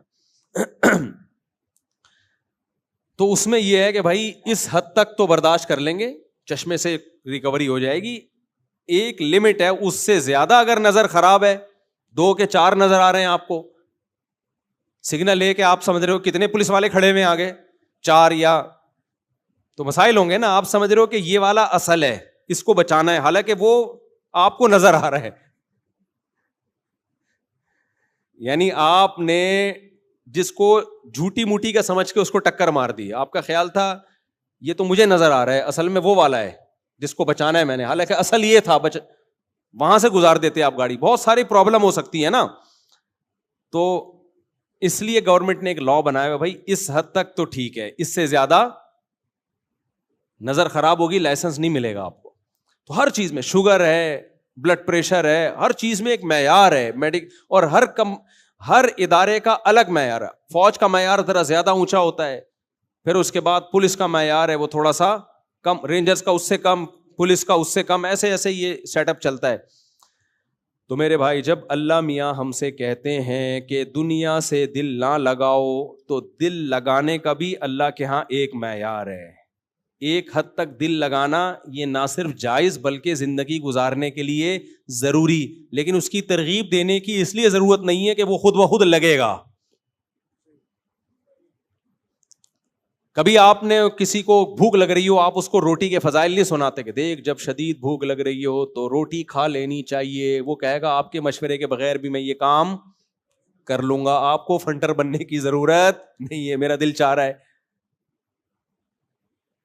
تو اس لیے شریعت میں دنیا سے دل لگانے کے فضائل کہیں بھی نہیں ہے, کیونکہ وہ تو خود بخود لگتا ہے, نیچرل ہے. پابندیاں لگائی ہیں کہ بھائی یہاں تک لیگل ہے, لیکن یہ ضرور بتا دیا کہ جتنا لیگل ہے اس کو انلیگل سمجھنا حرام ہے. جتنا لیگل دل لگانا ہے نا اتنا کیا ہے, لیگل ہے. اس پہ اگر کوئی پابندیاں لگاتا ہے تو وہ اللہ کی حدود کو کراس کرنے والا ہے. تبھی اسلام نے جس اہتمام سے قرآن نے ہمیں یہ بتایا کہ اللہ کے حرام کو حلال نہیں کر سکتے, اتنے ہی اہتمام سے اللہ نے یہ بھی بتایا کہ اللہ کے حلال کو حرام بھی نہیں کر سکتے. پابندی ہے. لوگ ہم سے آگے پوچھ رہے ہوتے ہیں نا, امام ابو حنیفہ رحمہ اللہ تعالی سے ایک مسئلہ پوچھا گیا, اس وقت کے فقہا کا اس میں اختلاف تھا. امام ابو حنیفہ کے نزدیک وہ جائز تھا. مسئلہ کیا تھا وہ میں بیان کروں گا تو یوٹیوب پہ ایک نئی جنگ چھڑ جائے گی نا, اس لیے میں اصل مدعا کو بیان کرتا ہوں جو اس مسئلے سے سبق دینا مقصد ہے. وہ ہے امام حنیفہ کے نزدیک جائز تھا, باقی فقہا کیا کہتے تھے, اس کو ناجائز. اب کسی نے امام صاحب پہ الزام لگایا کہ ابے یہ لوگوں کو اجازت دے رہے ہیں, رخصتیں دے رہے ہیں, دیکھو وغیرہ وغیرہ نا. تو کسی نے ان سے کہا کہ جب آپ کی نظر میں یہ جائز ہے تو آپ خود کیوں نہیں یہ کام کرتے, اور اگر خود یہ کام نہیں کرتے تو ناجائز کیوں نہیں کہتے پھر اس کو. تو امام صاحب نے فرمایا, مجھے پورے الفاظ یاد نہیں ہے کیونکہ یہ عبارت پڑھے ہوئے بھی 20-25 سال ہو گئے دور حدیث میں, پورے الفاظ یاد نہیں ہے. غالباً یہ تھا کہ میرے ایک ہاتھ میں چاند رکھ دیں, سورج رکھ دیں, یا یہ کہ مجھے پوری دنیا کی دولت دے دیں, یعنی جتنا بھی مجھے فورس کریں, مجھے یہ کہلوا دیں کہ یہ جائز ہے, ناجائز ہے, تو میں اس کو ناجائز قرار نہیں دوں گا, کیونکہ میرا اجتہاد یہ کہتا ہے کہ اس کے ناجائز ہونے کی دلیل نہیں ہے. تو پورا زور لگا دو, میرے منہ سے یہ نہیں نکلوا سکتے کہ یہ ناجائز ہے, کیونکہ اگر میں یہ کہہ دوں گا, امام صاحب کی بات کا مطلب کیا کہ میں ایک چیز کو جائز سمجھ رہا ہوں اور میں لوگوں کے دباؤ میں یا تانوں میں آ کے اس کو ناجائز کہہ دوں گا, تو اللہ کے حلال کو حرام کرنا بھی کم درجے کا ظلم بولو نہیں ہے. یوٹیوب کے مسئلے میں نا لوگ ہم پہ یہی زور لگا رہے ہیں, کبھی ڈاکٹر صاحب کا بیان پیش کر رہے ہیں, کبھی فلانا کا بیان پیش کر رہے ہیں کہ یوٹیوب کی ارننگ کو ہم مفتی طارق مسعود صاحب حرام کہیں, پھر الزامات لگا رہے ہیں کہ ان کے اپنے چینل ہیں. ہم 20 دفعہ جواب دے چکے, بھائی ہمارا چینل تو بعد میں بنا ہے, ہمیں تو پتہ بھی نہیں تھا اس وقت جب ہم نے اس کا فتویٰ دیا جائز ہونے کا. تو وہ کیا ہے, فورس کر رہے ہیں. میں لوگوں سے کہتا ہوں بھائی ہمیں اس دلیل کا جواب دے دو, میں اسی وقت ناجائز کہہ دوں گا, 2 سیکنڈ بھی مجھے ناجائز کہنے میں نہیں لگیں گے. لیکن ایک چیز کو ہم جائز سمجھ رہے ہیں, ہم اس کو ناجائز کہتے ہیں پبلک کے پریشر میں آ کے, تو قیامت کے دن الٹے ہم لٹکے ہوئے ہوں گے, آپ لٹکے ہوئے نہیں ہوگے. سمجھتے ہو گے نہیں سمجھتے؟ اور پھر اس کے علاوہ بہت ساری چیزوں کو اور بھی ناجائز قرار دینا پڑے گا. اب یہ ٹاپک چل گیا تو میں اس کو, کیونکہ لوگ پھر شارٹ کلپ بناتے ہیں, پہلے وہ امام صاحب کی بات مکمل کر لوں. تو امام صاحب نے کہا کہ مجھ سے یہ نکلوا دو نا کہ یہ ناجائز ہے, پوری ایڑی چوٹی کا زور بھی لگا دیا جائے گا, میں اس کو ناجائز نہیں کہوں گا. تو یہ مجتہد اور فقیہ کا کام ہوتا ہے کہ اگر وہ کسی چیز کو جائز سمجھ رہا ہے تو اس کے ناجائز قرار دینا بھی جرم ہے. جیسے ناجائز کو حلال کر دینا, حرام کو حلال کر دینا جرم ہے, ایسے ہی حلال کو حرام کر دینا بھی کیا ہے, بہت بڑا جرم ہے. مشرکین یہی جرم تو کیا کرتے تھے. حلال حرام کی اتھارٹی کس کے پاس ہے؟ صرف اور صرف اللہ کے پاس. اب میں ایک مثال دیتا ہوں یوٹیوب کی آمدن سے متعلق. لوگ مجھے کہہ رہے ہیں بنوری ٹاؤن کا فتویٰ ہے, دارالعلوم کرنگی کا تو کوئی اس بارے میں واضح فتویٰ موجود نہیں ہے. بنوری ٹاؤن جو یوٹیوب کی آمدن کو حرام کہتا ہے نا, وہ کہتے ہیں وہ لوگ, وہ اس لیے کہ وہ ویڈیو ہی کو حرام کہتے ہیں. یہ جو ہماری ویڈیو بن رہی ہے یا علماء کی ویڈیوز آ رہی ہیں, وہ اسی کو تصویر میں داخل سمجھتے ہیں. تو اگر آپ ان کے اس فتوے کو فالو کرتے ہو تو پھر پورا فالو کرو, آپ پھر ویڈیو ہی کو حرام سمجھو, یوٹیوب کی میں کسی بھی کانٹینٹ کو حرام سمجھو آپ. تو ہمیں اس پہ اعتراض نہیں ہے, وہ بھی علماء ہیں اور اہل حق علماء ہیں. جب علماء کا کسی مسئلے میں اختلاف ہوتا ہے تو کوئی کسی کی بھی رائے کو بھی فالو کر لے تو اس پہ ملامت نہیں ہوتی. تو اگر آپ ان کی اس رائے کو فالو کرتے ہو کہ ویڈیو حرام ہے, پھر یوٹیوب چھوڑ دو, آپ ٹک ٹاک میں جائز چیزیں دیکھنا بھی چھوڑ دو, یہ ان کی رائے ہے. تو جب ان کی یہ رائے ہے تو پھر تو وہ یوٹیوب کا سارا سیٹ اپ ہی ان کے نزدیک ناجائز ہو گیا نا. ہمارے ہاں تو جو فتوا دے رہے ہوتے ہیں نا یوٹیوب کی آمدن حرام ہے, وہ یوٹیوب پہ آ کے ہی دے رہے ہوتے ہیں. تو بنوری ٹاؤن کی نظر میں تو یہ عمل ہی ناجائز ہے, یوٹیوب پہ آنا ہی ناجائز ہے. آپ کا بات سمجھ میں.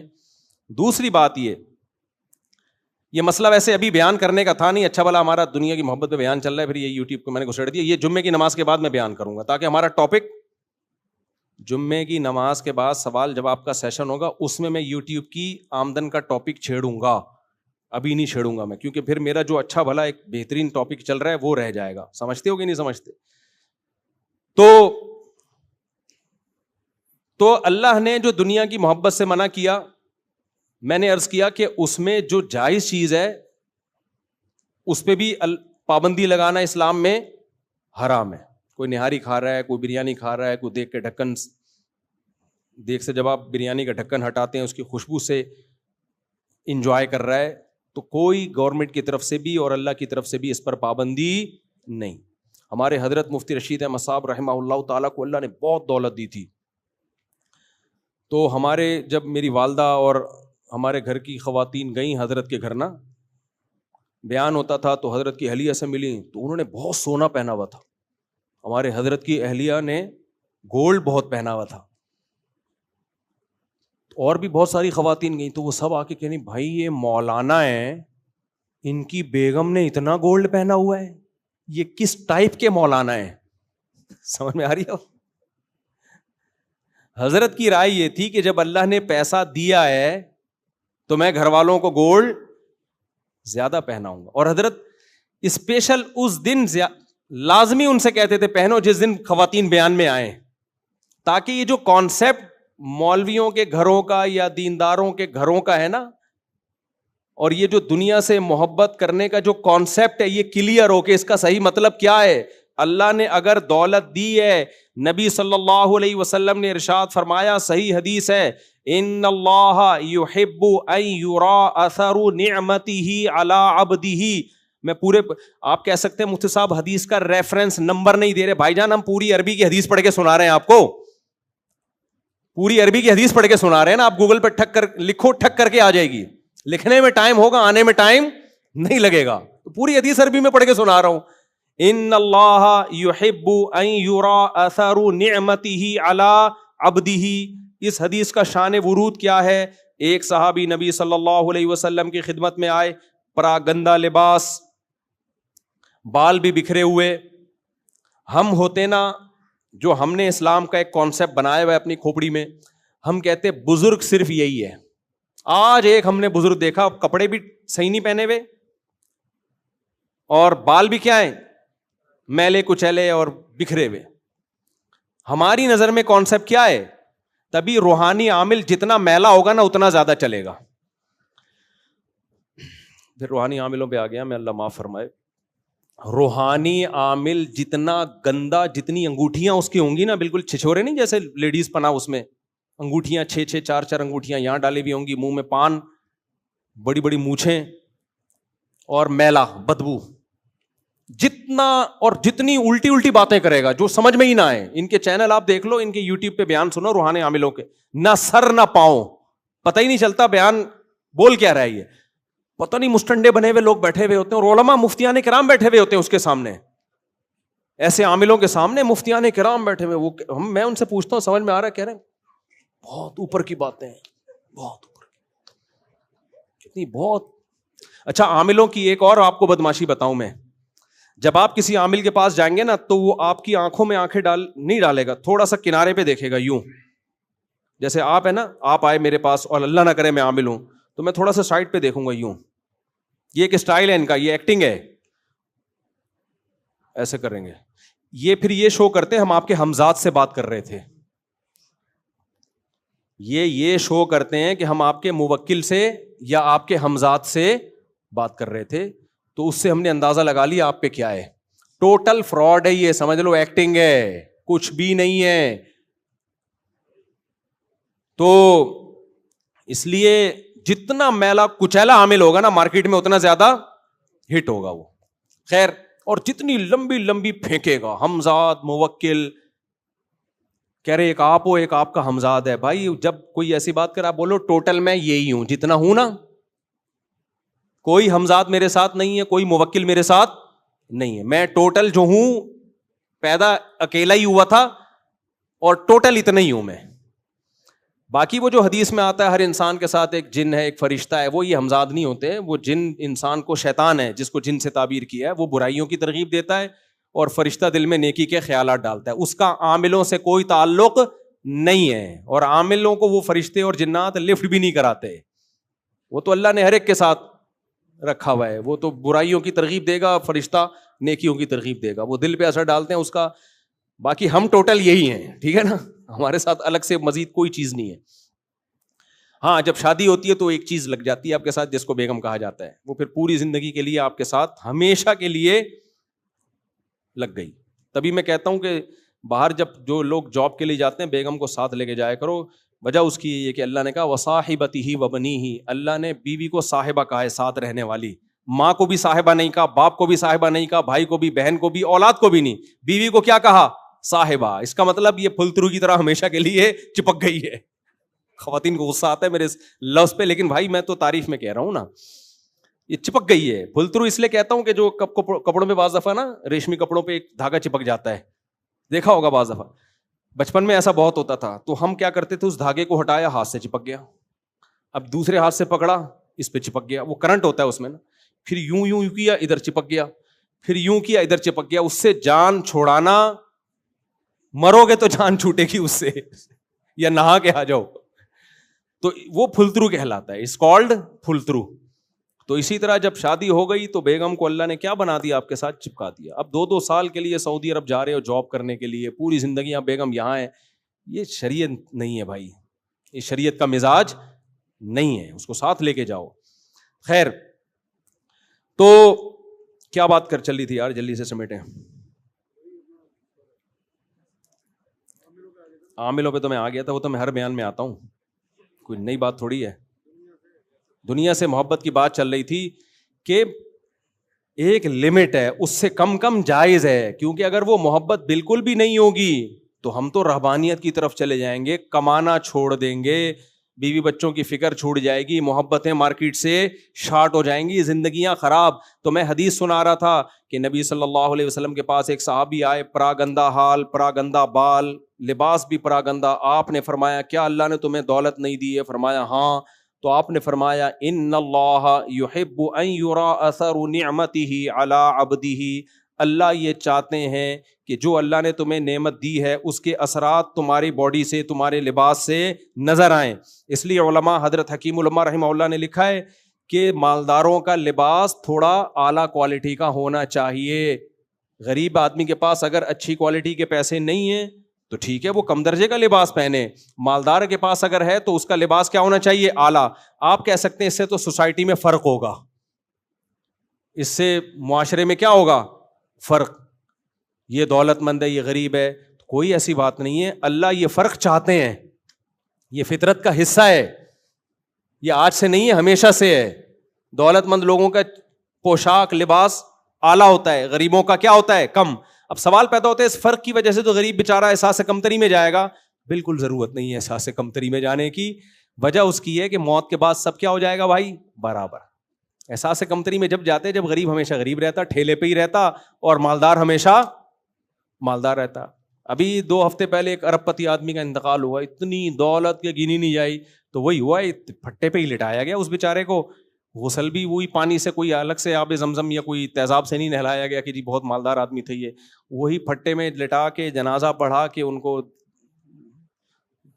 قبر میں ڈالا, اوپر سے سلیب لگا کے دعا کی, اور لوگ پتلی گلی سے نکل لیے. تو ٹھیلے والے کے ساتھ بھی کیا ہوگا؟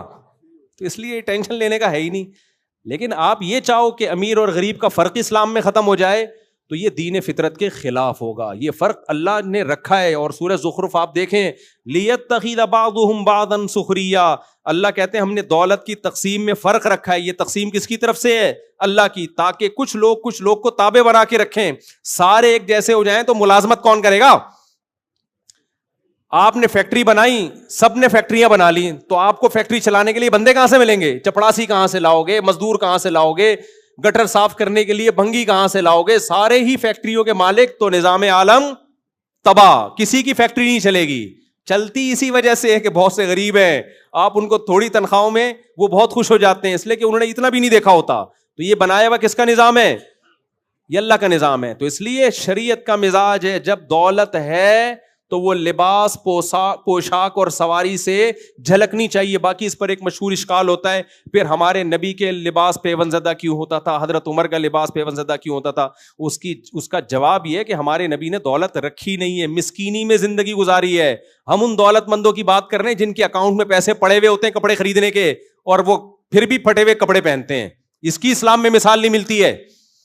سمجھتے ہو کہ نہیں سمجھتے؟ یا تو آپ بھی ایسے ظرف پیدا کرو سید الانبیاء صلی اللہ علیہ وسلم کی طرح غربت اور مسکنت کے راستے کو اختیار کرو. جتنی دولت آئی ساری خرچ کر دو, شام کو کھانے کو روٹی بھی نہ ہو, اور کپڑے پھٹ جائیں تو سوئی دھاگا بھی نہ ہو سینے کے لیے. ایسا ہو تو پھر ٹھیک ہے بھائی, پھر کوئی اعتراض نہیں ہے, لیکن ایسا ہوتا نہیں ہے. لاکر میں بھی پیسے رکھے ہوئے ہوتے ہیں, بینک میں الگ پیسے رکھے ہوئے ہوتے ہیں.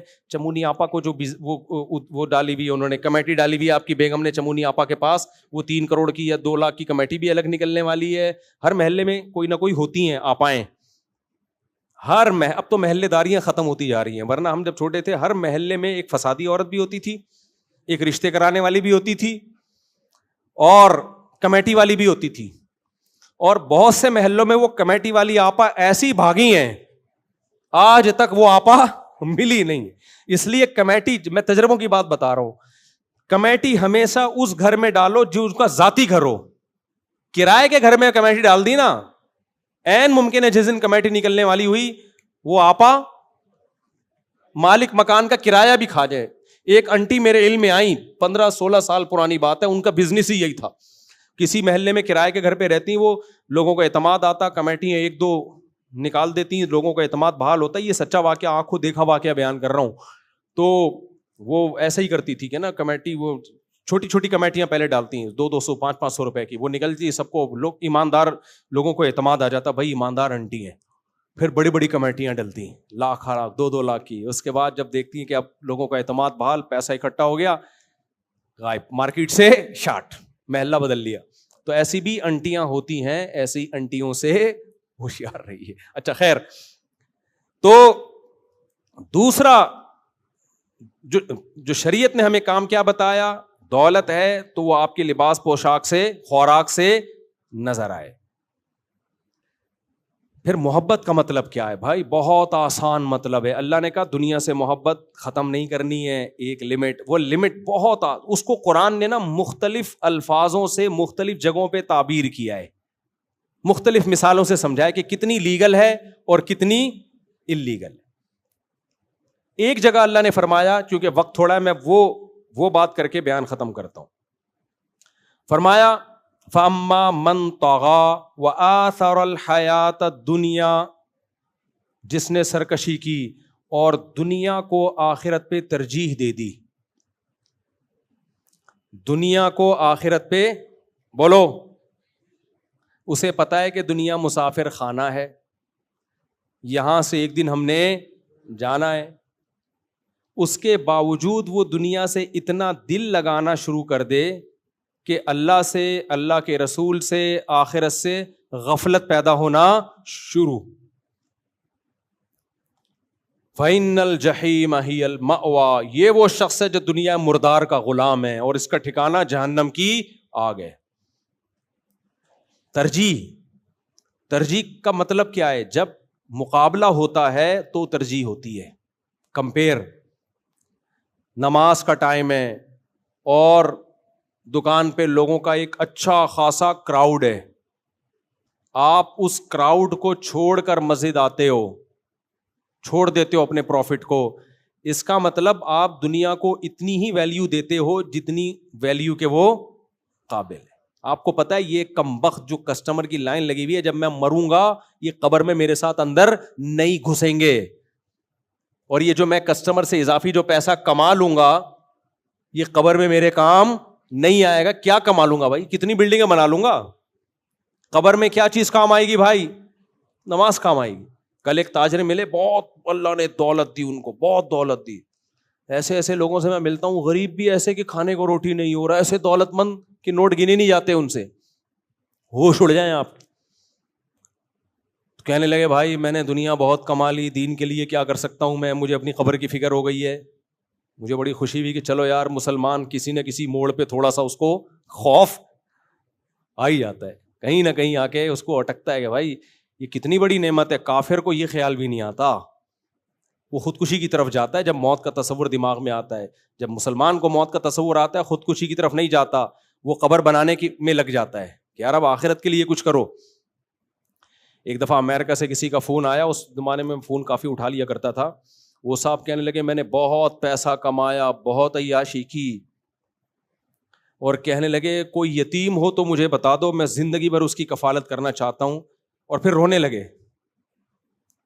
کہتے ہیں یار کوئی ایک نیکی تو کر کے جاؤں نا میں, کوئی ایک نیکی. تو کہنے لگے کوئی طالب علم ہو یتیم, اس کی ساری زندگی جو دین کی خدمت کرے, ساری زندگی کا خرچہ میں اٹھانے کے لیے, مجھے اس کے جذبے پہ بہت خوشی ہوئی. یہ نعمت اللہ نے مسلمان کو دی ہے, کافر کو نہیں دی ہے. کافر مایوس ہے, اس کو کیا کرنا ہے بھائی. مسلمان کو ڈائریکشن تو پتا ہے نا, جانا کدھر ہے میرے بھائی, جانا تو بہرحال مٹی کے نیچے ہی ہے. تو اللہ نے کیا کہا بھائی, آثر الحیات الدنیا, جب دنیا اور آخرت میں ٹکراؤ ہوگا تو دنیا مردار کا عاشق کس کو ترجیح دیتا ہے؟ دنیا کو. کہتے ہیں آخرت کو چھوڑ دو. اور آخرت کا عاشق کس کو ترجیح دیتا ہے؟ او بھائی ایسی 20 دنیاؤں پہ 100 دفعہ لات. ہمارے حضرت مفتی رشید احمد صاحب کے ایک مرید تھے. اچھا بعض دفعہ نا اپنی تربیت کے لیے حلال سے بھی کچھ وقت کے لیے اجتناب کرنا پڑتا ہے, اپنی تربیت کے لیے. دیکھو اللہ نے جو لمٹ بنائی ہے نا, ایک تو یہ کہ دنیا کی وجہ سے کوئی حرام کام نہ ہو. اگر حرام کی طرف جا رہے ہو تو یہ دنیا کی محبت لمٹ سے زیادہ. اسی طرح دنیا کی محبت میں اعتدال سے تجاوز نہ ہو دنیا کمانے میں. اگر اعتدال سے ہٹ گئے تو یہ بھی کس کی علامت ہے کہ آپ کے دل میں دنیا کی محبت ہے. اعتدال کا مطلب کیا؟ آپ کی صحت زیادہ ویلیو ہے یا پیسوں کی زیادہ ویلیو ہے؟ ساری دنیا کے شریعت سے بھی پوچھو, اسلام کہتا ہے صحت پہلے, دولت بولو بعد میں. ڈاکٹروں سے پوچھو وہ کیا کہیں گے, موٹیویشنل اسپیکر سے پوچھو بھائی صحت پہلے دولت, وہ کہتے ہیں یار کمبخت ایسے پیسے کا کرے گا کیا, تو بادام کے پیسے ہیں چبانے کے لیے منہ میں دانت نہیں ہے, لڈو کے پیسے ملے کہ مٹھائیاں کھاؤں گا, شوگر ہے کھا نہیں سکتا, انڈا گرم ہے ٹھیک ہے نا, تیرا جگر اس کو برداشت. تو ایسے پیسوں بہت سے لوگ ہیں, بہت پیسہ ہے, نہ کھا سکتے ہیں, نہ چل سکتے ہیں, نہ سو سکتے ہیں, نیند کی گولیاں کھا کھا کے سو رہے ہیں. دنیا کے سارے عقل مند کہتے ہیں سب سے پہلے صحت. آئی بات سمجھ میں؟ اس کے بعد ریلیشن. دیکھو انسان کو دولت سے زیادہ ضرورت کس کی ہے؟ ریلیشن کی, کیونکہ انسان تنہا پیدا نہیں ہوا. فَجَعَلَهُ نَسَبًا وَصِهْرًا, اللہ کہتے ہیں ہم نے تمہیں نسب والا بنایا. جب اللہ نے والا بنا دیا, نسب والا یعنی ددیال نلیال اور سسرال, یہ جب 3 خاندان والا بنا دیا, اللہ کہہ رہا ہے, اور اللہ جو بات کہے گا وہ نیچر ہی کی بات ہوگی. تو اس کا مطلب انسان انڈیویجول لائف نہیں گزار سکتا. انڈیویجولی لائف انسان کو ٹینشن اور اسٹریس کی طرف لے کے جائے گی. اس کو ریلیشن چاہیے, محبتیں چاہیے. گورا کیوں ٹینشن میں جا رہا ہے؟ سب کچھ ہے, محبتیں نہیں ہیں. ابے جس قوم میں بیوی اپنی چائے خود بناتی ہو, میاں اپنی چائے خود بناتا ہو, وہ بیوی کو اپنے خرچے پہ ایک چائے کی پیالی پلانے کو تیار نہ ہو. ہمارے یہاں گرل فرینڈ پہ جائیدادیں لٹاتی جاتی ہیں, بیوی تو اگلی چیز ہے. گورا گرل فرینڈ کو اپنے خرچے پہ ایک ٹافی نہیں کھلاتا تو ریلیشن ملے گا؟ وہ کہے گی بھائی اپنے فائدے کے لیے, میں اپنے فائدے کے لیے, ریلیشن ختم. تبھی تو پھر بےچارے اسٹریس میں جاتے ہیں, محبتیں ختم. کتوں سے محبت ملتی ہے. میں نے پورا ولاگ بنائے تھے کتے پہ, وہ دیکھا تھا آپ لوگوں نے؟ یار تم لوگ کیا دیکھ رہے ہو پھر؟ کتے پہ ولاگ بنایا تھا. ایک گورا اچھا بھلا 40 سال کا, وہ تھا میکسیکو کا تھا, فٹ فاٹ بالکل. کتے کو لے کے جا رہا ہے. ایسے بہت کیسز ہوتے ہیں وہاں پہ. جہاز میں الگ سے اس کو پرمیشن ملی ہے کتا ساتھ لے جانے کے لیے, اس کو الگ سے پرمیشن ملی ہے, ورنہ کتوں کو جہاز میں الاؤ نہیں ہے. اتنی ابھی انہوں نے ترقی نہیں کی کہ کتے کو جہاز میں سیٹ دے دیں. لیکن اگر آپ یہ ایپلیکیشن لکھ کے دیں کہ میں اس کتے کے بغیر نہیں رہ سکتا, تو پھر آپ کو پرمیشن ملتی ہے. کتے پہ ایک ٹیگ لگتا ہے ایموشنل ریلیشن کا, کہ ان دونوں کا بہت ہی کوئی, اور جو لے جانے والا وہ کوئی ڈاکٹر ہوتے ہیں, بعض دفعہ انجینئرز ہوتے ہیں, بہت بڑی بڑی پوسٹوں کے لوگ ہوتے ہیں. ابے تم اتنی بڑی پوسٹ پر ہو, تمہیں کتے کی کیا ضرورت ہے؟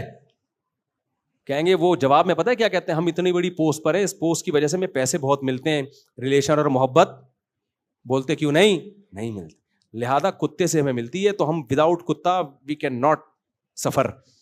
ٹھیک ہے نا, ہماری گلابی انگلش ہے, جو لفظ آ رہا ہوتا ہے ٹھوک دیتے ہیں اس میں ہم, تو نہیں سفر کر سکتے ہم کتے کے. یہ بہت میں نے کیسز دیکھے ہیں وہاں پہ, بھائی کتے کے بغیر نہیں ہو سکتا. تو یہ حقیقت ہے. اب گورے کو بیوی والی محبت بھی کتے سے چاہیے, باپ والی محبت بھی کتے. ہم کو سب سے الگ الگ محبت مل رہی ہے. ہمیں باپ کی محبت ملی کہ نہیں ملی؟ ہمیں کچھ ہوتا تھا غم کس کو ہوتا تھا؟ ایسا غم کہ ہم سے زیادہ. ہم تو بچپن میں بیمار ہوئے, ہمیں تو پتہ بھی نہیں ہوتا تھا. روتا کون تھا ہمارے لیے؟ ہمارے ماں باپ روتے تھے. ہمیں تو پتہ بھی نہیں کون کون سی دعائیں ہمارے ماں باپ نے ہمارے لیے راتوں کو اٹھ کے کی ہیں. تو یہ ریلیشن ہمیں کہاں سے, یہ محبت کہاں سے ملی؟ باپ کی باپ سے ملی. ماں کی محبت, باپ کی الگ محبت ہوتی ہے, ماں کی الگ, دونوں چاہیے انسان کو. ماں کی محبت میں ممتا پن زیادہ ہوتا ہے, لاڈ زیادہ ہوتا ہے. باپ کی محبت میں ٹھکائیاں لگاتا ہے. صحیح ہے نا, کہ انسان کا بچہ بن جا, تیرا مستقبل کیا ہو جائے گا, خراب ہو جائے گا. فکر اس کو ہوتی ہے کہ یار اس کو انسان بنانا ہے, اس لیے وہ ڈانٹے گا بھی مارے گا بھی, یہ سب محبت میں کر رہا ہوتا ہے. تو ماں کی الگ محبت ہوتی ہے. ماں والی محبت بھی ہم نے دیکھی, اللہ نے ہمیں دی, سب کو ملتی ہے, ہم کوئی اکیلے دنیا میں پیدا نہیں ہوئے. وہ محبت کیا ہوتی ہے؟ جب اسکول جانے کے لیے اضافی جیب خرچی چاہیے, ابا نہیں دے گا, ابا کو پتہ ہے بگڑے گا, وہ کون دیتا ہے؟ اماں. بگاڑنے میں پورا کردار کر, وہ محبت نہیں رہی ہوتی ہے. خیر, تو الگ سے وہاں سے آدمی اپنے کھانچے کھولے ہوئے ہوتے ہیں. ابا کے کھانچے الگ ہوتے ہیں, بھائی بہنوں کے الگ ہوتے ہیں. تبھی تو کہتا ہوں بھائی بہن پیدا تو کرو اپنے بچوں کے لیے. جلدی جلدی بات ختم کر رہا ہوں بس. تو بھائی بہنوں کی محبت بھی چاہیے بچوں کو, آپ کے دوستوں کی بھی محبت چاہیے, ایسے جگری دوست. ابھی دیکھو, ابھی چھوڑو, میں اس ٹاپک کو نہیں چھیڑتا دوبارہ. خیر, تو یہ ساری محبتیں انسان کو چاہیے. اللہ نے انسان کو کلا پیدا نہیں کیا. اکیلے کو پنجابی میں کہتے ہیں کلا.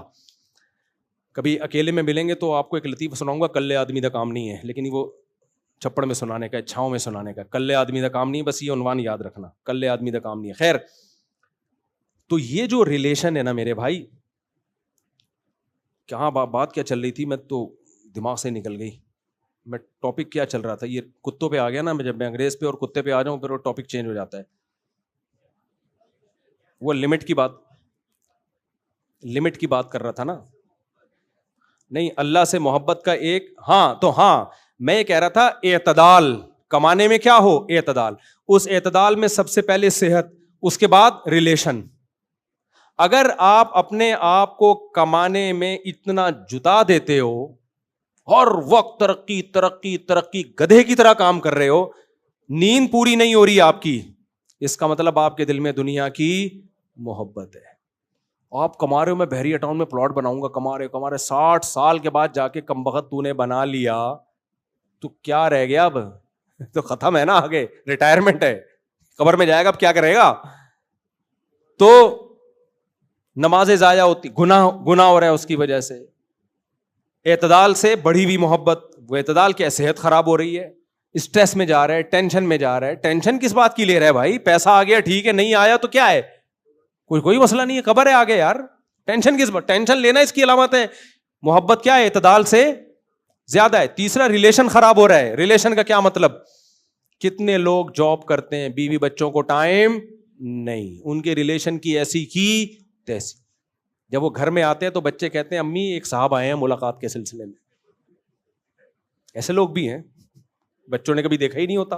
اتفاق سے اس دن آج آفس سے آپ جلدی گھر آ گئے, ایک صاحب نے بتایا کہ میں اپنے بچوں کو نا ایسے دیکھ رہا ہوں, یوں بڑے ہو رہے ہیں, کیونکہ جب میں صبح نکلتا ہوں تو وہ سو رہے ہوتے ہیں, اتنی جلدی میں رات کو آتا ہوں تو سو چکے ہوتے ہیں وہ. تو بھائی تو یہ اللہ نے تمہیں اولاد دی ہے, اس سے کیا کرو, ٹائم دو اس کے ساتھ, اس کو لے کے گھومو, اس کے ساتھ بیٹھو, اس کے ساتھ گپ شپ لگاؤ, باتیں کرو, لطیفے سناؤ, لطیفے سنو. ہم اپنے ابا کا جب نام آتا ہے جذباتی کیوں ہو جاتے ہیں؟ اس لیے کہ ہمارے ابا نے ہمیں ٹائم بہت دیا ہے. جب آفس سے گھر آتے تھے بیٹھ کے گپ شپ کرتے تھے, ہم دوسروں کے اباؤں کو دیکھتے تھے, یار وہ تو لفٹ ہی نہیں کراتے اپنی اولادوں کو. اپنے ابا کو ہم دیکھتے تھے آتے ہیں ایسی گپ شپ لگاتے ہیں اور ایسا گھر کا ماحول بناتے ہیں. تبھی ان کے دنیا سے جانے کے بعد غم ہوا. اب تک ہوتا ہے غم, کئی سال ہو گئے. آج باپ گھر میں, ماں تو دے دیتی ہے ٹائم, باپ بچوں کو ٹائم, بولو وہ کہہ رہا میں کما رہا ہوں. ابے تو جو کما کے ان کو کھلا رہا ہے نا, یہ احسان نہیں مانیں گے. صحیح ہے نا, یہ ذہن میں رکھنا, یہ احسان نہیں مانیں گے. یہ کہیں گے کوئی صاحب تھے جن کی وجہ سے آ رہا تھا گھر میں راشن. ماننا چاہیے احسان, لیکن آج کل کی اولادیں بڑی نالائق ہیں. تو ٹائم یعنی اتنا کماؤ کہ گھر والوں کے لیے, آپ کو بیوی بچوں کے لیے اس میں ٹائم, بولتے کیوں نہیں میرے بھائی, ملے. کچھ دوستوں کے لیے بھی ہے.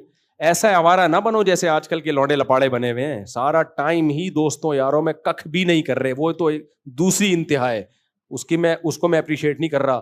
تو یہ چند لمٹس ہیں, اور بھی ہیں اس میں کچھ, یہ موٹی موٹی چند باتیں ہیں جو یہ باؤنڈری ہیں. کس کی طرف سے؟ اللہ کی طرف سے. نبی سے زیادہ مصروف دنیا میں کوئی نہیں ہو سکتا. سارے کام کیے آپ نے, مگر اپنے گھر والوں کو بھی وقت آپ صلی اللہ علیہ وسلم نے دیا ہے, گھر والوں کو بھی وقت دیا. تو یہ باؤنڈری کس کی طرف سے ہے بھائی؟ اللہ کی طرف. اس کو اگر کراس کرو گے, دنیا تو کہے گی اپنے کام کے ساتھ بڑا مخلص ہے, ترقی کر گیا, یہ کر گیا, وہ کر گیا. یار اس کو کہتے ہیں بزنس میں ہارڈ ورکنگ. اگر کسی نے دیکھنی ہو تو وسیم کی جا کے دیکھے. اب یہ نہیں پتا وسیم کے گھر کا حال کیا ہے, بیوی بچے خوش ہیں کہ نہیں ہیں, اور صحت دیکھو, شوگر ہو گئی تھوڑی. میں ایسے صاحب کو جانتا ہوں ہارڈ ورکنگ, کمانے کی نا اتنی فکر, شوگر ہو گئی ان کو تھوڑے دنوں میں, کیونکہ نیند پوری نہیں ہوتی تھی, دن میں بھی ڈیوٹی, رات کو بھی ڈیوٹی, تھوڑی دیر سوتے تھے اور بڑے فخر سے بتاتے تھے یار اسٹرگل ہوتی ہے, اسٹرگل, ہارڈ ورکنگ. شوگر ہو گئی, پھر ایک دن ہارٹ اٹیک ہوا, اور اس دار فانی سے آج, یعنی ان کی عمر بھی میرا خیال ہے 35-40 سال ہوگی.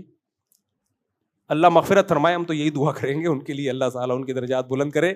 لیکن یہ ہارڈ ورکنگ نہیں ہے میرے بھائی, یہ اعتدال سے بڑی ہوئی دنیا کی محبت ہے, جس کو اسٹرگل اور ہارڈ ورکنگ سے, اس میں یہ بچوں پہ جو بہت زیادہ تعلیم کا بوجھ ڈالتے ہیں نا گن پوائنٹ پہ, تو CA کرے گا, تیرا باپ بھی کرے گا CA, اس پہ تو بہت زیادہ بوجھ ڈالا ہوا ہوتا ہے.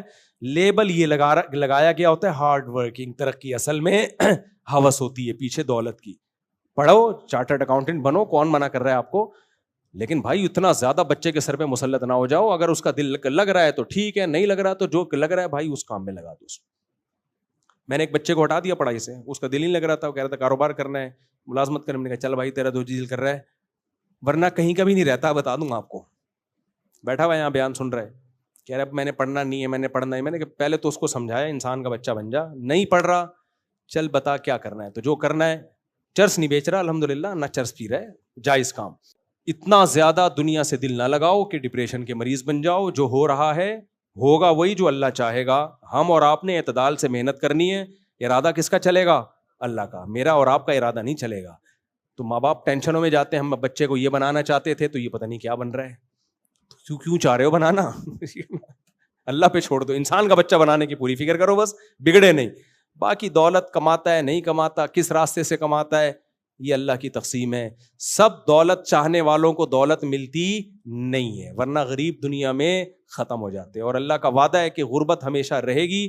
غربت ختم کرنے کا صرف ایک طریقہ ہے, سارے غریبوں کو کنٹینر میں بند کر کے اڑا دو بم سے, پھر غربت ختم ہوگی. اس کے علاوہ غربت ختم کرنے کا اور کوئی دنیا میں طریقہ نہیں. اچھا آپ کہہ سکتے ہو امریکہ کیوں اتنا مالدار ہے؟ بھائی ہم غریب ہیں اس لیے وہ مالدار ہیں. سمجھتے ہو کہ نہیں سمجھتے؟ تو بہت سے بڑے جو دنیا میں ملک ہیں نا, وہ مالدار ہی اسی وجہ سے کہ ہمارا کھا لیا انہوں نے. افریقہ میں گیا ہوں, بہت سارے ملکوں میں جا چکا ہوں افریقہ کے. افریقہ کے وہ ملک جہاں ڈائمنڈ نکلتا ہے, گولڈ نکلتا ہے دنیا کا سب سے زیادہ, وہاں لوگوں کے پاس کھانے کو روٹی نہیں ہے. کیوں؟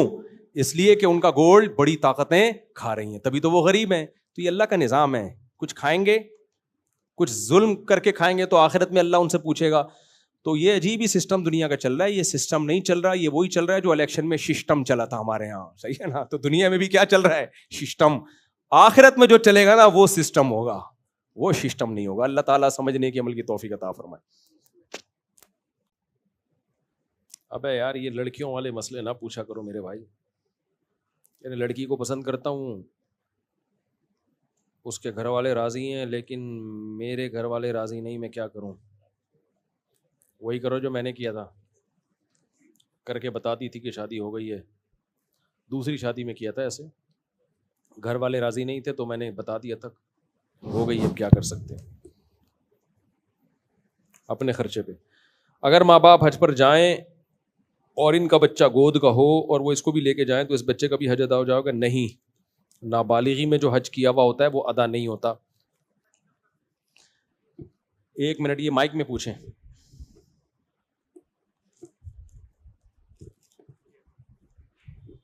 السلام علیکم. وعلیکم السلام. میرا سوال یہ تھا کہ پہلی طلاق کے بعد عورت جو ہے وہ شادی دوسری کب کر سکتی ہے؟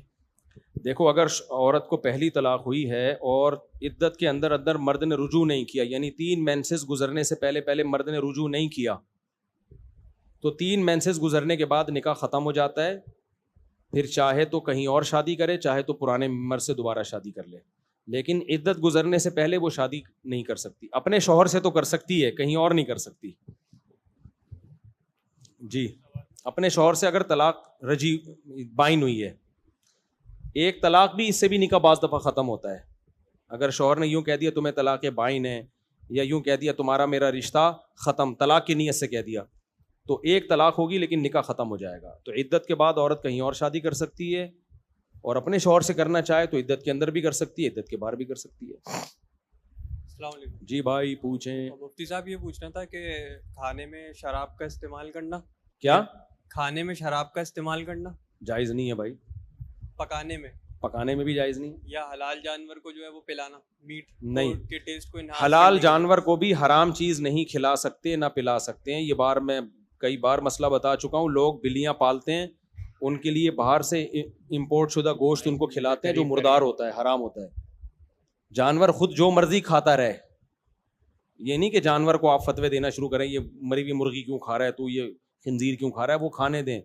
لیکن آپ کے لیے جائز نہیں ہے کہ آپ اس کو خود مردار کھلائیں. لا تنتفعوا من المیتہ, حدیث میں آتا ہے مردار سے آپ کسی قسم کا فائدہ نہیں اٹھا سکتے. تو یہ بھی فائدہ اٹھانا ہی اپنے پلے ہوئے جانور کو وہ کھلانا. ہمارے ایک دوست ہیں, ان کا بڑا فارم ہے, مگرمچھ پالے ہوئے ہیں. ان کا گھوڑا مر گیا تو انہوں نے لا کے مگرمچھ کو کھلا دیا. تو میں نے کہا یہ جائز نہیں تھا, مردار تھا, آپ اس کو خود آ کے کھا لیتا, وہ آپ کے لیے اس کو گھسیٹنا کہ اس کے سامنے رکھنا جائز نہیں ہے. تو یہ مسئلہ ہے جس سے لوگ بہت زیادہ غافل ہیں. ہمیں مردار گوشت سے کسی بھی طرح کا فائدہ اٹھانے کی اجازت نہیں ہے. گھوڑا مر گیا, ذبح کر لیتے تو ٹھیک تھا, مرنے سے پہلے ذبح کر لیتے. تو جب خود اپنی موت مر گیا تو اب اس کا کوئی حل نہیں ہے, اس کو پھینکنا ہی پڑے گا کچرے میں. پھر کوے خود آ کے کھا جائیں, وہ تو خود ہی کھائیں گے ہی, وہ تھوڑی کووں کا کوئی مذہب تھوڑی ہوتا ہے. السلام علیکم. وعلیکم مفتی صاحب میرا سوال ہے کہ جمعے کا خطبہ چیخ چیخ کے دینا جائز ہے؟ چیخ کے جمعے کا خطبہ, تقریر جو جمعے کی ہوتی ہے, ہاں. بہت زیادہ چیخنا تو ٹھیک نہیں ہے, حدیث میں ممانعت ہے اس سے. لوگوں کو تکلیف ہو رہی ہو, نہیں صحیح نہیں ہے. جزاک اللہ. آپ کی تو بھی تکلیف کی عمر نہیں ہے, ماشاءاللہ آپ تو بچے ہو.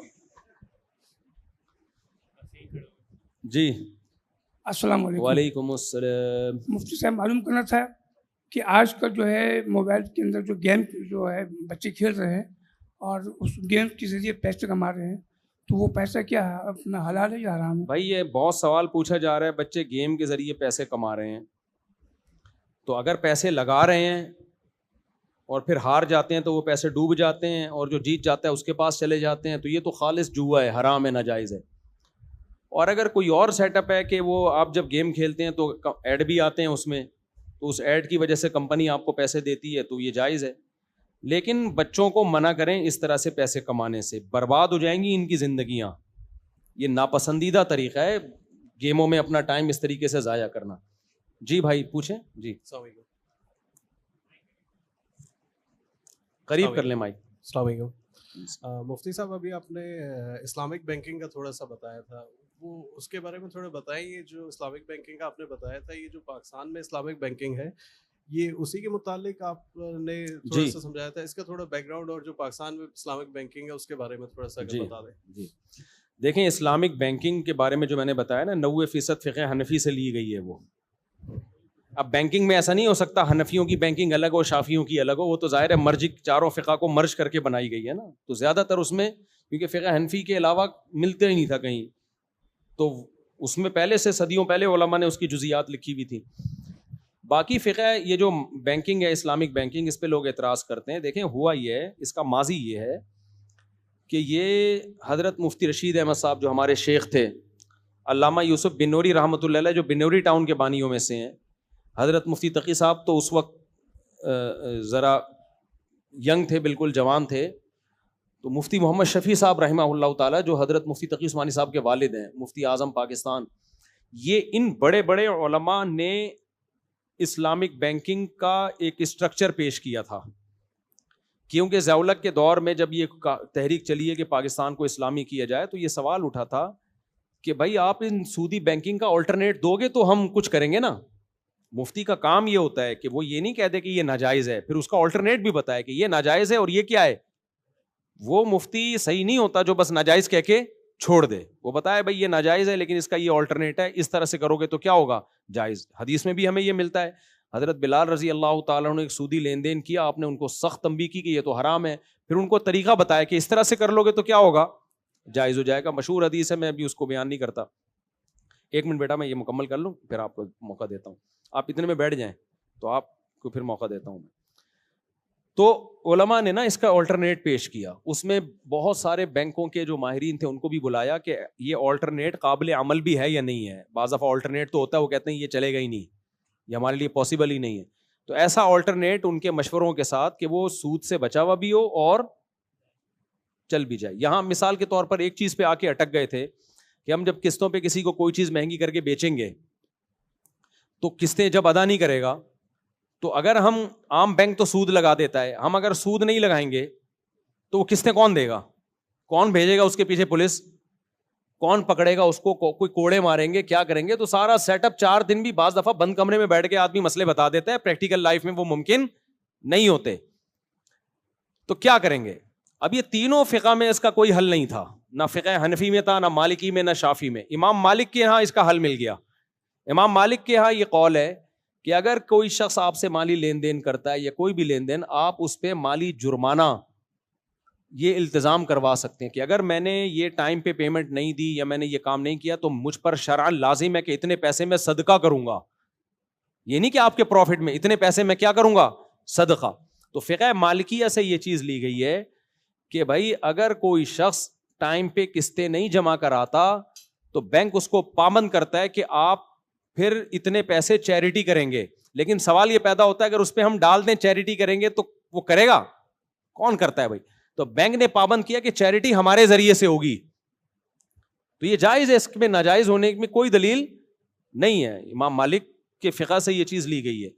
تو اب بینک کیا کرتا ہے، پینلٹی لگاتا ہے. تو لوگ کہتے ہیں یار وہ بھی سود لے رہا ہے، یہ بھی سود، حالانکہ وہ اپنے پروفٹ میں شامل نہیں کر رہا ہوتا، وہ چیریٹی کر رہا ہوتا ہے. تو ہم نے میزان بینک میں، بینک اسلامی میں جا کے باقاعدہ تحقیق کی ہے کہ یہ سچی مچی میں چیریٹی ہوتا بھی ہے یا ڈرامے بازی ہے.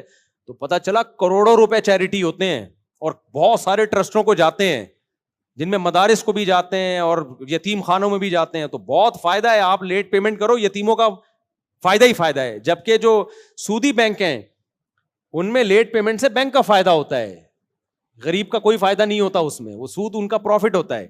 تو اس لیے کچھ چیزیں ایسی ہیں جو ان بینکوں میں لگتا ہے دیکھنے میں کہ کان ادھر سے پکڑو ادھر سے پکڑو، لیکن حقیقت میں ایسا ہوتا نہیں ہے. تو 6 بنیادی عقود ہیں جن پہ اسلامک بینکنگ چلتی ہے، جو شریعت نے آلٹرنیٹ ہمیں پہلے سے دیا ہوا ہے. اسلام تبھی تو دین کامل ہے نا، قیامت تک کے لیے آیا ہے. تو 6 آلٹرنیٹ ہیں، ایک ہے مرابحہ، ایک ہے مضاربہ، ایک ہے مشارکہ، ایک ہے سلم، ایک ہے استثناء اور ایک ہے اجارہ. تو یہ 6 عقود ہیں جو اسلامک بینکنگ میں رائج کیے گئے ہیں سودی سے ہٹا کے، اور یہ 6 کے 6 عقود بالکل شریعت کے مطابق ہیں.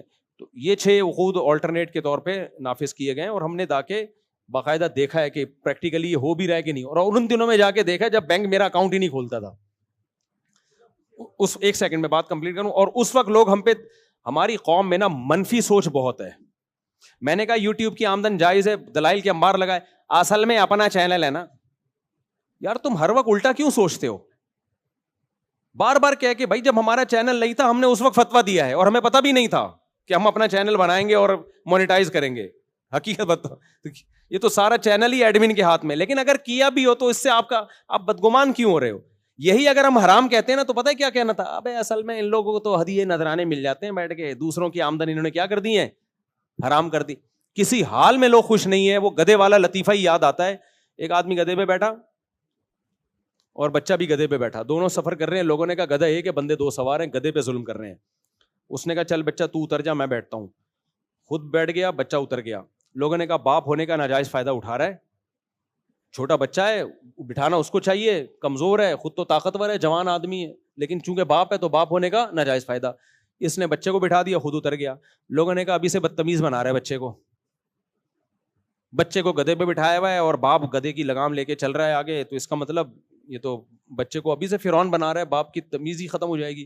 اس نے کیا کیا, اس نے خود, دونوں اتر گئے, گدھا خالی. انہوں نے کہا دنیا میں دیکھنے میں گدھا یہ لگ رہا ہے, حقیقت میں گدھے یہ ہیں, کیونکہ سواری موجود ہے اور پھر بھی پیدل جا رہے ہیں. تو اس نے اٹھا کے نا دریا میں پھینک دیا گدھا. یہ آخری کام غلط کیا, یہ بالکل گدھوں والا کام کیا اس نے. تو پبلک کی باتوں میں آ کے کیا نا, باقی جتنے بھی کام کیے سب کی کوئی نہ کوئی لاجک بنتی تھی. یہ آخری کام کیا کیا ہے, بالکل غلط. تو اگر ہم پبلک کے دباؤ میں آ کے حلال کو حرام یا حرام کو حلال کہہ دیں نا, یہ گدھوں والا کام ہوگا, یہ بالکل ناجائز ہوگا.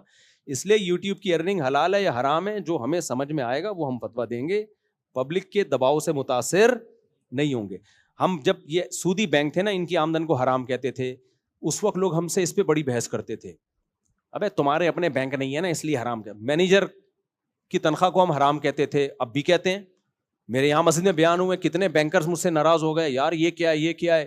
پھر جب اسلامک بینکنگ آئی ہم نے کہا اب یہ ٹھیک ہے, اس میں آ جاؤ. تو پہلے ہم جو خالص سودی بینک ہیں ان کو حرام کہتے تھے, اس پہ بھی پبلک کو اعتراض ہوتا تھا اسی مسجد میں کہ بھائی یہ تو پوری دنیا سود پہ چل رہی ہے, پوری دنیا کا نظام یہ حرام کیسے ہو گیا. پھر ہم نے کہا چلو اب اسلامک بینکنگ آ گئی, ہم لوگوں کو آلٹرنیٹ بتائیں گے, لوگ خوش ہو جائیں گے, یا زندہ آباد ہمارے لیے راستہ نکل آیا. ہم نے کہا اب کان ادھر سے پکڑو ادھر سے پکڑو, ایک ہی بات ہے. اصل میں ان مولویوں کے اپنے اکاؤنٹ کھلے میں, میرا تو نہیں کھلا ہوا تھا بھائی. جب ہم نے حلال کیا تو میری پگڑی دیکھ کے نا میزان بینک نے مجھے بھگا دیا تھا, طالبان آ گئے ہیں. انہوں نے بولا یہ تو خطرناک ہو کہ دہشت گرد نہ ہو, اس طرح کی باتیں کرتے تھے ہمارے بارے میں. ہم کہہ رہے تھے بولو بھائی ہم ان کے جائز ہونے کے فتوے دے رہے ہیں. ہمارے وہ کلپ ملینز میں گیا ہے جس کے بعد لوگوں نے بینکوں میں اکاؤنٹ کھولے ہیں, تو اس پہ بھی خوش نہیں تھے. تو یوٹیوب کو اگر میں کہہ دیتا نا حرام ہے, چیخیں نکل جاتی تم لوگوں کی, جو لاکھوں لوگ کما رہے ہیں نا, اور انہوں نے بھی ہماری گت بنانی تھی. اب یہ ان مولویوں کے چکروں میں پکڑو. ہم نے حلال کہہ دیا تو بھی چیخیں نکل رہی ہیں, تو بھی کیا نکل رہی ہیں.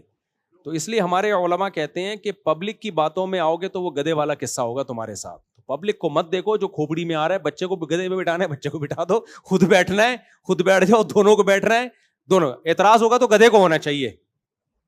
گدھے کو جب اعتراض نہیں ہو رہا, وہ دونوں کو لے کے گھوم رہا ہے, تو پھر پبلک کے اعتراض پہ کیوں جاتے ہو. تو اس لیے جو صحیح مفتی ہوگا وہ لوگوں کو نہیں دیکھے گا پبلک کیا کہہ رہی ہے, وہ تمام دلائل میں غور کر کے ایک رائے قائم کرے گا. تو وہ چاہے, اب لوگ مجھ سے پوچھتے ہیں آپ کا چینل مونیٹائز ہے یا نہیں. میں کہتا ہوں بھائی آمدن اگر حرام ہے تو میرے چینل کے مونیٹائز ہونے سے وہ حلال نہیں ہو جائے گی, اور اگر حرام ہے تو میرے ڈی مونیٹائز ہونے سے وہ حلال, میرے عمل سے حلال حرام نہیں ہوگا, نہ حرام حلال ہوگا. تو ہمارے عمل کو کیوں دیکھتے ہو بھائی کہ کون کیا کر رہا ہے.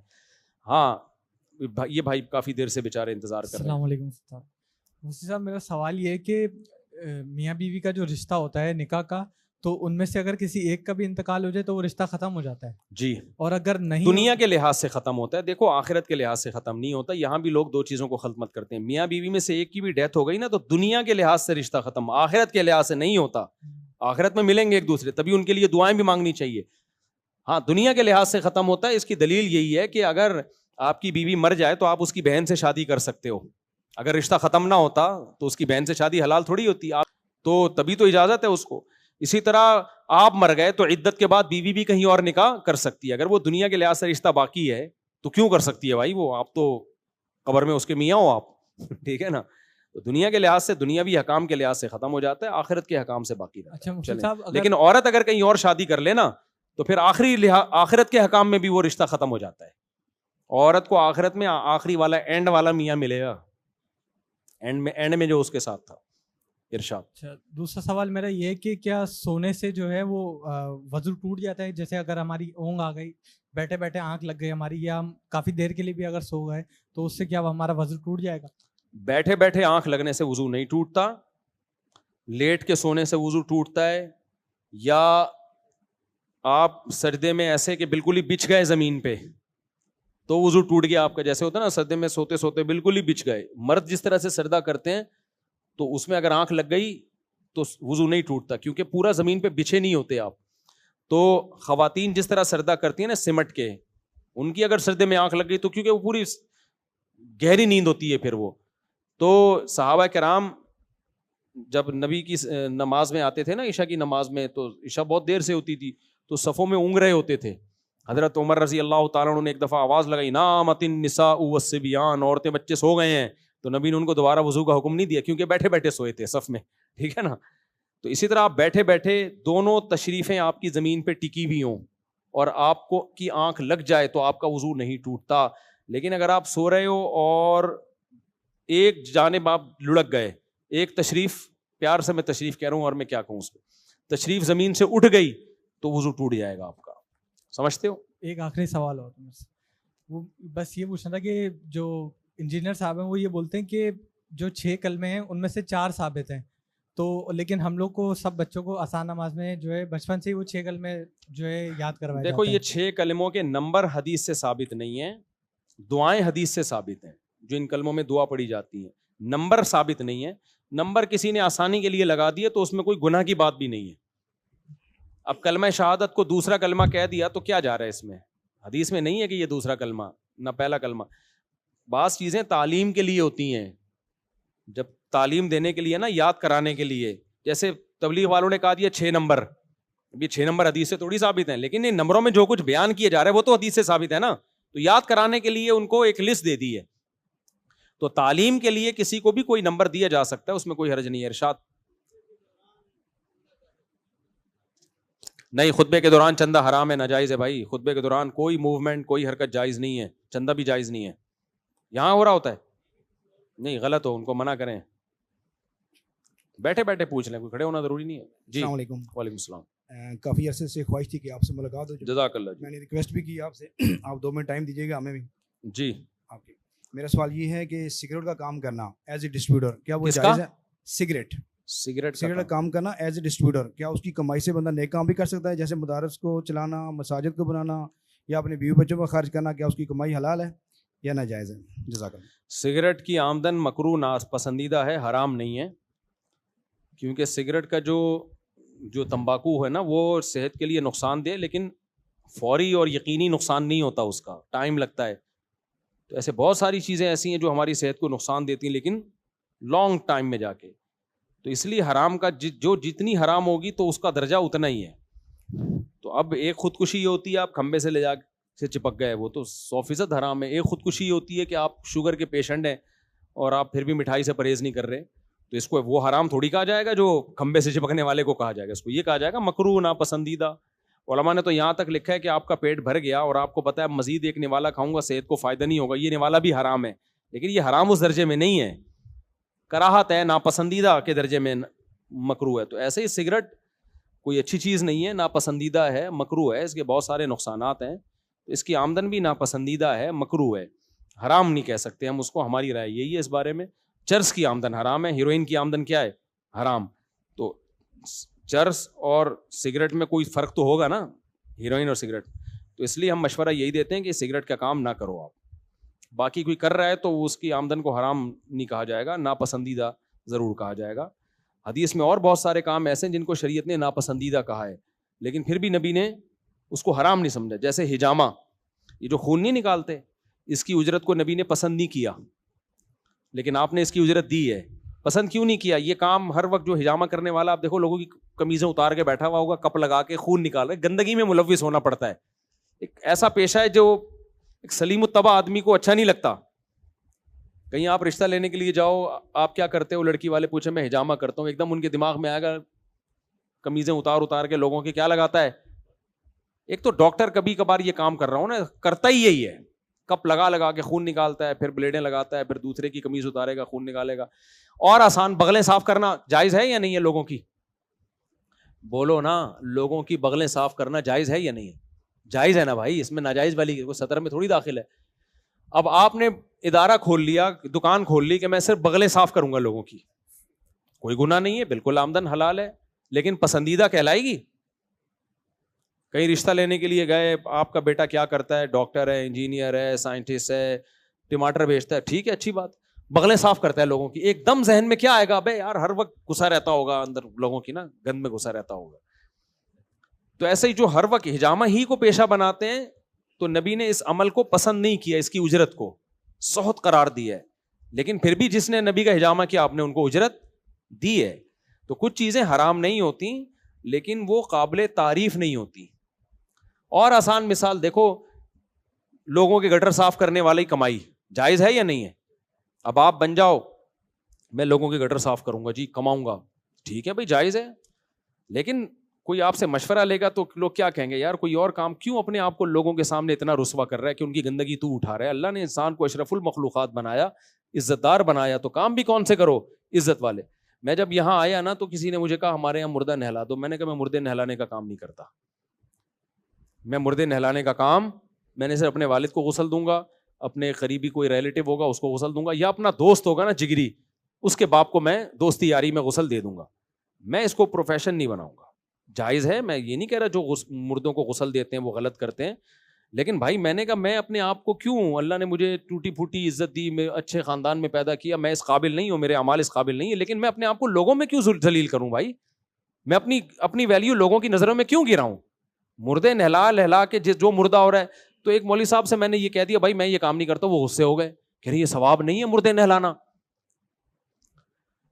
میں نے کہا ثواب ہے تو جس کا باپ مرا ہے اس کے بیٹے کے لیے ثواب ہے یہ. کہہ رہے نہیں یہ تو انسانیت کی خدمت ہے. میں نے کہا بھائی انسانیت کی خدمت تو یہ بھی ہے کہ پھر آپ لوگوں کے گوں بھی اٹھاؤ, جا کے کسی کا گٹر بند ہو جاتا ہے آپ جا کے صاف کرو. کہتے ہیں آپ کو تو وہ آتا نہیں. میں نے کہا میں سیکھ بھی بھنگیوں سے سیکھ سکتا ہوں میں یہ کام, میں کیوں مردے نہلاؤں بھائی لوگوں کے لے جا کے. انہوں نے کہا نہیں یہ سنت طریقے کے مطابق لوگوں کو نہلانا آتا نہیں ہے اس لیے آپ نہلائیں. تو میں نے کہا سنت طریقے کے مطابق نہلانا آتا نہیں ہے تو میں نہلانا سکھانا میری ذمہ داری ہے. کوئی میرے پاس آئے کہ میں نے مردہ نہلانا ہے, سنت طریقہ کیا ہے میں اس کو بتا دوں گا, یہ میرا کام ہے, نہلانا میرا کام نہیں ہے. اس کی مثال ایسے ہے جیسے آپ پہ غسل فرض ہوا, آپ کی شادی تھی, صبح آپ نے غسل کرنا تھا, رخصتی ہو گئی, اب صبح آپ نے غسل کرنا ہے. اب آپ کو غسل فرض کیسے کیا جاتا ہے آپ کو آتا نہیں ہے, آپ مجھے فون کر کے فرض غسل کا طریقہ پوچھو گے, میں آپ کو طریقہ بتاؤں گا, یہ میری شرعی ذمہ داری ہے. لیکن اگر آپ کو آ کے مجھے نہلا بھی دیں تو میں نہلاؤں گا آپ کو. آپ 1 کروڑ روپے بھی دو گے نا, اس آپ سنت کے مطابق مجھے نہلا دیں, اور میں نے یہاں سے یہاں تک وہ باندھا ہوا ہے, سطر نظر نہیں آئے گا, میں پھر بھی نہیں نہلاؤں گا. چاہے 1 کروڑ کیا 10 کروڑ بھی دو, میں کہوں گا بھائی میری 2 ٹکے کی عزت نہیں رہے گی, آج اس کو نہلانے جا رہا ہوں, آج اس کو. تو ایسے ہی جب مر جائے گا تو میں کیوں نہلاؤں بھائی, جو اس کی اولاد ہے وہ نہلائے نا اس کو. اگر اس کو سنت طریقہ نہیں آتا تو سنت طریقہ بتا دوں گا میں. تو یہ مردے نہلانا, اب علماء بعض یہ کام کر رہے ہوتے ہیں بھائی, یہ علم والوں پہ سوٹ نہیں کرتے. آپ اپنی دیکھو, اسلام میں سب سے پہلے جان کی حفاظت, اس کے بعد سب سے پہلے عزت کی حفاظت ہے, مال اس کے بعد ہے, اس کے بعد مال کی حفاظت ہے. حفظ جان اور ناموس یعنی عزت کی حفاظت, اور اس کے بعد مال کی حفاظت ہے. عزت پہلے ہے, پیسہ بعد میں ہے. تو اس لیے وہ چیزوں کو پیشہ مت بناؤ جن میں انسان کی عزت ختم ہوتی ہے, تو وہ نہیں بنانے چاہیے, اس کو نہیں کرنا چاہیے وہ کام انسان کو. ہاں کچھ چیزیں ایسی ہیں جن میں عزت جاتی نہیں ہے, لیکن بے وقوف لوگ سمجھتے ہیں کہ عزت نہیں ہو رہی, وہ تو پھر بے وقوفوں کے تو معیار ہی الگ ہوتے ہیں نا. اب جو ٹھیلا لگا رہے ہیں, ٹماٹر بیچ رہے ہیں, یہ کوئی توہین کا کام نہیں ہے, بزنس کر رہا ہے اپنا ٹھیلا اپنا, اس میں اگر اس کو کوئی حقارت سے دیکھتا ہے تو دیکھنے والا برا ہے, لیکن گندگیاں صاف کرنا لوگوں کی, تو یہ کام مجبوری میں کسی بیچارے کا کوئی رزق نہیں ہے, وہ تو ایک مجبور ہے. بھیک مانگنے سے اچھا ہے, میں بھنگیوں کو بری نیت سے نہیں دیکھتا, بھیک مانگنے سے اچھا ہے کہ گٹر صاف کر کے کما لیتے ہیں. بھیک مانگنے سے کروڑا گنا بہتر ہے. اب ہر ایک کے حالات مختلف ہوتے ہیں, لیکن اگر آپ کے پاس کوئی دوسرا جائز ذریعہ ہے کمانے کا تو بھائی مردے کو آپ مت نہلاؤ, اس کو آمدن اور پیشہ مت بناؤ. میں طلبہ کو بھی منع کرتا ہوں. اچھا بات سے بات نکلتی ہے, ایک طالب علم کو میں نے پوچھا بیٹا تمہاری ذریعہ آمدن کیا ہے؟ کہہ رہا میں شادی کر رہا ہوں. میں نے کہا تمہاری ذریعہ آمدن کیا ہے؟ کہہ رہے میری ذریعہ آمدن کیا ہے, مردانہ قوت کی دوائیں بیچتا ہوں. مت کرو. کہہ رہے ہیں یہ کیا بات ہوئی یار, یہ تو جائز ہے. میں نے کہا جائز ہے, طالب علم پہ یہ کام سوٹ نہیں کرتا. پھر میں نے اپنے میں نے کہا میرے تو 4 شادیاں ہیں نا, کتنے لوگوں نے مردانہ قوت کے سلسلے میں مجھ سے رابطہ کیا ہوگا, آپ کی سوچ ہے. میں اگر یہ بزنس کرنا چاہتا کھرب پتی ہوتا, میں سمجھ رہے ہو, کھرب پتی ہوتا میں نے کہا میں نے کیوں نہیں کیا, لیکن یہ چھاپ ہی غلط ہے یار, ہم کیا بیچ رہے ہیں لوگوں کو مردانہ. میں نے کہا یہ ہمارے جو علم کی طرف ہماری نسبت ہے, ہم کوئی عزت دار نہیں ہے, ہمارے اعمال کیا ہے ہمیں پتہ ہے, لیکن علم کی طرف جو ہماری نسبت ہے اس نسبت کو ہم نے بچا کے رکھنا ہے. کوئی ایسا کام نہیں. میں نے کہا میں شہد کا میں نے بزنس کیا بہت طویل عرصے تک, مجھے ایک نمبر خالص سلاجیت جو بہت ہی خالص ایک نمبر ہوتی ہے پورے بورے بھر کے کسی نے لا کے دی کہ آپ بیچو. میں نے کہا بھائی میں یہ کام نہیں کروں گا, کیونکہ سلاجیت لوگ سمجھتے ہیں کس کام کے لیے, مردانہ قوت کے لیے, حالانکہ اس کے اور بہت سارے فائدے ہوں گے. میں نے کہا یہ کام میں نہیں کروں. میں نے پورے بورا اٹھا کے کسی حکیم کو پکڑا دیا. میں نے کہا بھائی یہ تم جانو تو میں نہیں یہ کام کروں گا, کیونکہ اور اس وقت میری آمدن بہت کم تھی. وہ میں بزنس کرتا تو کروڑوں روپے کماتا, اور میں نے دیکھا ہے لوگ کما رہے ہیں, تو میں یہ نسخے بتانا شروع کر دوں اس کی آمدن اور یہ معجونیں بیچنا شروع کر دوں. لوگ آتے تھے آپ کے پاس خالص سلاجیت ملے گی؟ میں نے کہا نہیں بھائی میرے پاس. کہہ رہے ہیں آپ کی اتنی شادیاں پھر کیسے ہیں؟ میں نے کہا روٹی پراٹھے سے چل رہا ہوں بھائی میں. ہم نے اپنے آپ کو روٹی اور پراٹھے پہ کیا کر لیا ہے, سیٹ کر لیا. تو میں یہ دوائیں بیچنا چاہتا, بہت بیچ کے بہت کچھ, میرے ڈاکٹروں سے تعلقات ہیں, حکیموں سے تعلقات ہیں, سائنسدانوں سے تعلقات ہیں, پائلٹوں سے ہیں, فوجیوں سے ہیں, پولیسوں, بھائی ایک مشہور آدمی کے ہر ایک سے ہوتے ہیں. میں تو دبا کے منجن. لیکن میں نے کہا یہ عزت والا کام نہیں ہے. تبھی جو 2 نمبر حکیم ہوتے ہیں نا, جن کو آتا باتا کچھ نہیں ہے, ان کے بورڈوں پہ بڑا بڑا لکھا ہوتا ہے مردانہ طاقت ایک رات میں. جو سمجھدار حکیم ہوتے ہیں ان کے بورڈ پہ آپ کو کوئی ایسی چیز نظر نہیں آئے گی. ان کو پتا ہے یار اپنی عزت کا جنازہ نکال رہے ہو, تمیز سے جو حکمت کا کام ہے وہ کرو. لیکن جو 2 نمبر حکیم ہوتے ہیں, قبلہ بڑے حکیم صاحب, اور پھر ایک رات میں مردانہ قوت بحال اور کیا ڈرامے بازی. تو خیر میں نے اس طالب علم سے کہا, میں نے کہا یہ کام مت کرو. کہہ رہے بھائی لوگ آتے ہیں, میں ان کو فلاں حکیم سے میرا تعلق ہے, دوائیں بیچتا ہوں, اتنا پیسہ. میں نے کہا اللہ کے بندے, عزت اور پیسے میں 2 چیزیں ہیں, تو ترجیح کس کو دینی ہے؟ میں نے کہا یہ کسی اور کو کرنے دو. طالب علم پہ یہ چیز سوٹ, کل عالم بنو گے, کیا لوگ کہیں گے یہ وہ مولانا ہے جنہوں نے اتنا بڑا بنگلہ بنا لیا مردانہ قوت کی دوائیں بیچ کے, یہ کیا عزت رہے گی یار. میں نے کہا سب سے پہلے تو میری نظر میں آپ کی 2 ٹکے کی عزت نہیں ہوگی. تو اس لیے کام ہمیشہ کون سا کرنا چاہیے میرے بھائی؟ عزت والا کام جو شریفوں پہ سوٹ کرتا ہے. سمجھتے ہو, ٹماٹر بیچو, آلو بیچو, یہ شریفوں کے کام ہیں. یہ نسخے بیچ رہا ہے, یہ بڈھوں کو جوان کرنے کے, یہ ٹھیک نہیں ہے. اچھا میرے بھائی, رائے منڈی سے جماعت آئی ہوئی ہے میرے بھائی, آپ لوگ آئے ہوئے ہیں, ابھی تو مل لیے نا اتنا ماشاءاللہ. ابھی ٹھیک ہے ملتے ہیں دوبارہ. اور کوئی بھائی سوال, بس آخری سوال لے لیتے ہیں, بس یہ آخری سوال. اچھا چلو ان کو پہلے پوچھنے دو جی, پھر آپ کا لاسٹ, بس پھر چھٹی. السلام علیکم. وعلیکم السلام.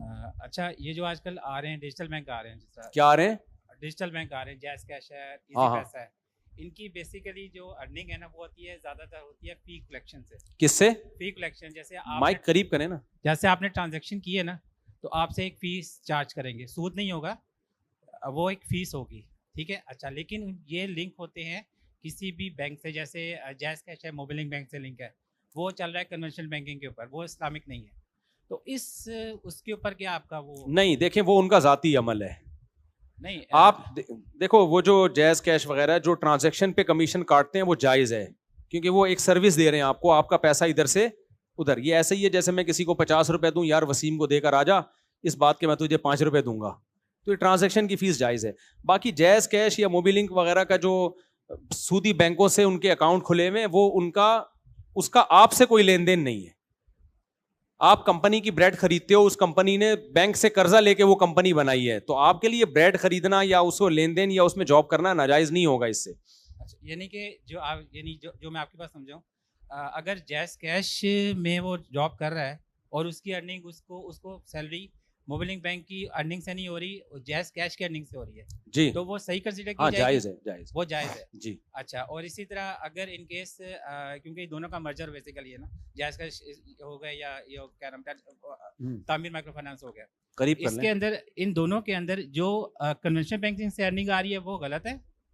جو دیکھیں سیلری کہاں سے آ رہی ہے اس سے تعلق نہیں ہے, اچھا بینک سے آ رہی ہے یا جیز کیش کمپنی خود دے رہی ہے, اس سے ہے کہ کام کیا کر رہے ہیں آپ, کیونکہ سب کی تنخواہیں آج کل بینکوں سے ہو کے ہی آتی ہیں, تو بینک تھوڑی دے رہا ہوتا ہے, وہ تو کمپنی دے رہی ہوتی ہے, لیکن کمپنی نے آپ کا اکاؤنٹ بینک میں کھول دیا ہوتا ہے, تو وہ اس وجہ سے بینک سے آ رہی ہوتی ہے. ہاں ڈائریکٹ بینک آپ کو دے رہا ہے ان سروس کے تھرو جو آپ بینک کو دے رہے ہیں اور وہ سروسز ناجائز ہیں تو وہ پھر ناجائز ہوگی تنخواہ آپ کی, کیونکہ وہ آپ کو ناجائز کام کے بدلے میں مل رہی ہے.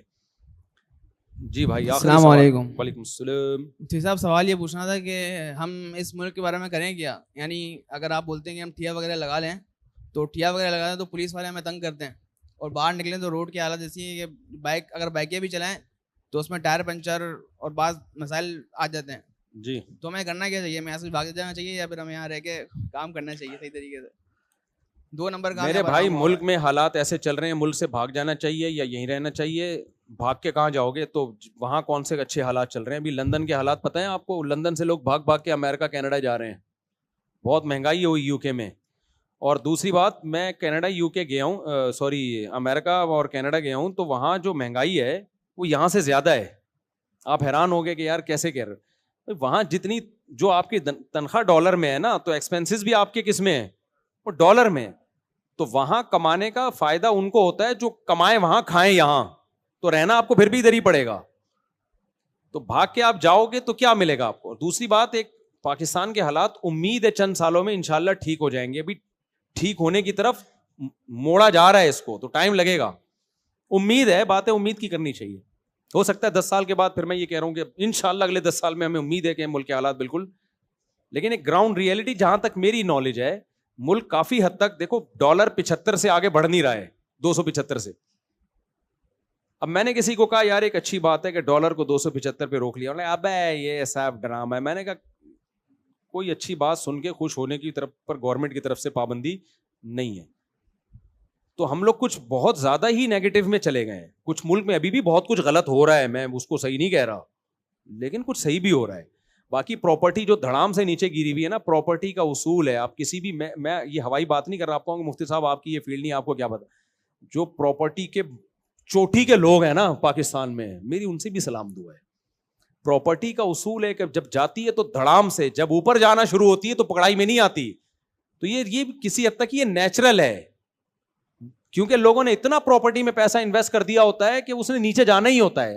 اب خریدنے والے ہیں نہیں, بیچنے والا کہہ رہا ہے میں کم قیمت پہ کیسے بیچوں, لیکن ایک حد تک ہوگا یہ, اس کے بعد بیچنے والا بیزار ہوگا, اور خریدنے والوں کو بھی اب نسل تو بڑھ رہی ہے نا, ضرورت پڑے گی تو وہ پھر ایک دم دھڑام سے ایک دم اوپر جانا شروع ہوگی. تو یہ ہمیشہ ہوتا رہا ہے, ملک کی حالات کبھی نیچے کبھی اوپر, یہ چلتا رہے گا.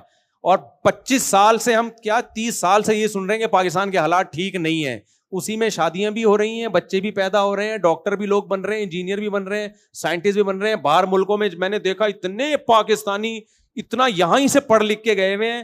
تو خراب بھی رہیں گے, صحیح بھی رہیں گے. آپ لائف کو انجوائے کرنا سیکھو. ایک اصول یاد رکھو, مولوی تھانوی کہا کرتے تھے رحمہ اللہ تعالیٰ, جو چیز اپنے اختیار میں نہیں ہے ٹینشن نہ لو, جو اختیار میں چھوڑو نہیں اس کو. ملکی حالات کی ٹینشن لے کے کیا ٹھیک ہو جائیں گے حالات؟ میرے اور آپ کے نہیں ہے, جو بڑے بھائیوں کے ہاتھ میں ہے سب کچھ, بزرگوں کے ہاتھ میں ہے سب کچھ. تو ہم نے کیا کرنا ہے یار ان سے؟ تو جن کے ہاتھ میں ہے وہ ان کا ہیڈک ہے, وہ ہمارے ہاتھ میں ہوتے تو ہم ان کو ٹھیک کر دیتے, یوں پڑھ کے گھما لیتے. ابھی میں نے بیان میں کہا نا, الیکشن میں سسٹم چلائے, سسٹم چلائے, تو ہم نے ٹھیک کر لیا اس کو. ہماری مرضی کے ہو گئے الیکشن, پہلے کبھی ہوئے, آئندہ کبھی ہوں گے. اب میں ٹینشن لوں کیا ہو رہا ہے الیکشن میں یار, یہ کیا ہو رہا ہے, تو میرے ٹینشن سے میرا برین ہیمریج ہوگا, میرے بال سفید ہو جائیں گے, مجھے قبض ہو جائے گا, مجھے شوگر ہو جائے گی. الیکشن شفاف نہیں ہوں گے. مجھے وہ کرنا ہے جو میری کھوپڑی میں آ رہا ہے, جو میرے اختیار میں. ایک تو مایوسی میں جو اچھی باتیں ان کو بھی سوچنا ہے, ساری باتیں.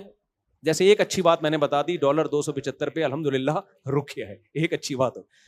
کینیڈا کا ڈالر تو نیچے گیا ہے, وہ تو سستا ہو گیا. کینیڈا کا ڈالر جب میں تھا وہاں 205 روپے چل رہا تھا, ابھی 200 پہ آ گیا. ہم نے کہا لو بھی 5 روپے نیچے آ گیا.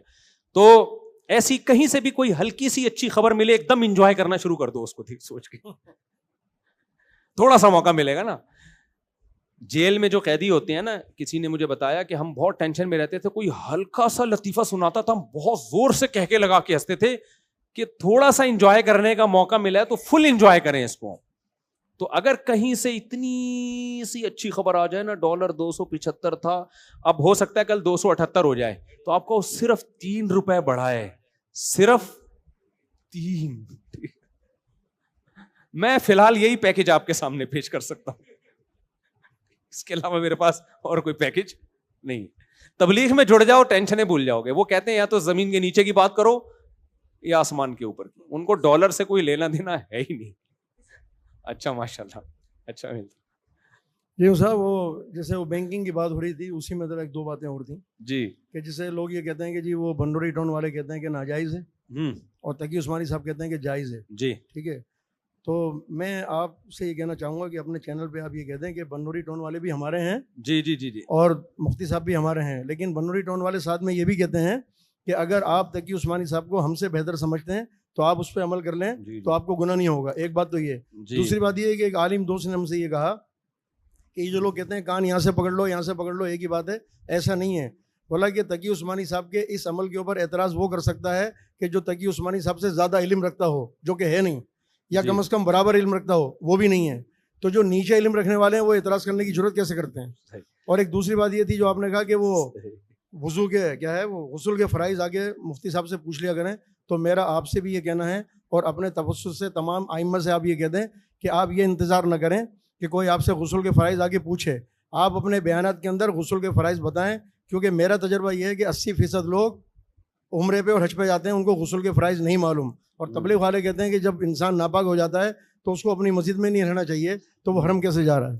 ہاں بھائی نے, رفیع بھائی نے جو باتیں کی, ایک بنوری ٹاؤن نے اسلامی بینکنگ کو ناجائز سمجھتے ہیں, تو بھائی وہ بھی علماء لوگ ہیں, اہل حق علماء میں سے ہیں, لیکن وہ ساتھ ساتھ یہ بھی کہتے ہیں کہ اگر کسی کو مفتی تقی صاحب کے فتوے پر اعتماد ہے تو, کیونکہ دیکھیں بینکنگ کے مسائل مالی معاملات میں تو سب مانتے ہیں کہ حضرت مفتی تقی صاحب بہت ایکسپرٹ ہیں. اور یہ میں آپ کو بات عرض کر دوں, یہ بھی حضرت کے ساتھ زیادتی ہے. وہ صرف بینکنگ کے مسائل میں ماہر نہیں ہیں, وہ ہر مسئلے میں ماہر ہیں. ان کو محدود کر دینا کہ اسلامک, کیونکہ ہم نے ان کی عربی کتابیں پڑھی ہیں, میں نے ان کی صحیح مسلم کی عربی میں شرح ہے ان کی تکمیلۃ فتح الملہم, وہ آپ پڑھو گے آپ کو اندازہ ہوگا کہ ان کو حدیث کا اللہ نے کتنا علم دیا ہے. اسماء الرجال میں بہت ایکسپرٹ ہیں وہ. فقہ میں ان کی درس ترمذی آپ پڑھو تو آپ حیران ہو جاؤ گے, آنکھیں کھل جائیں گی آپ کی. تو یہ کہہ دینا کہ وہ اسلامک بینکنگ کے مسائل میں, وہ اسلامک بینکنگ کے مسائل میں تو ان کا دنیا سے واسطہ پڑا ہے, دنیا نے لوہا مان لیا. باقی مسائل میں واسطہ پڑتا تو بھی دنیا لوہا مانتی, تو صرف اس میں نہیں ہے ایکسپرٹ وہ. باقی ظاہر ہے کہ جب کسی عالم کو ایکسپرٹ کہا جاتا ہے تو یہ مطلب نہیں ہوتا کہ اس سے کبھی کوئی خطا ہو ہی نہیں سکتی, یہ تو ایسا ممکن ہی نہیں ہے. بینکنگ کے مسئلے میں ایک دفعہ جامعۃ الرشید نے بتایا حضرت کو کہ یہ اس طرح ہے, تو انہوں نے اس سے رجوع کیا. مفتی رشید احمد صاحب رحمہ اللہ نے ایک دفعہ بتایا کہ کرنسی کے نوٹوں کے تبادلے میں خاص ایک بیع تھی, خرید و فروخت, اس میں انہوں نے رجوع کر لیا اس سے. وہ تو علماء کرتے رہتے ہیں, یہ تو ان کی ایک بڑا پن ہے کہ وہ کبھی کوئی ان سے خطا ہو تو وہ رجوع بھی کر لیتے ہیں, لیکن طنز کرنا نہیں بنتا. ہمارے یہاں کچھ لوگ بینکنگ کے مسئلے میں مفتی تقی صاحب پہ طنز کرتے ہیں, یہ طنز نہیں بنتا بھائی. آپ کا نہیں ماننا تو نہ مانو.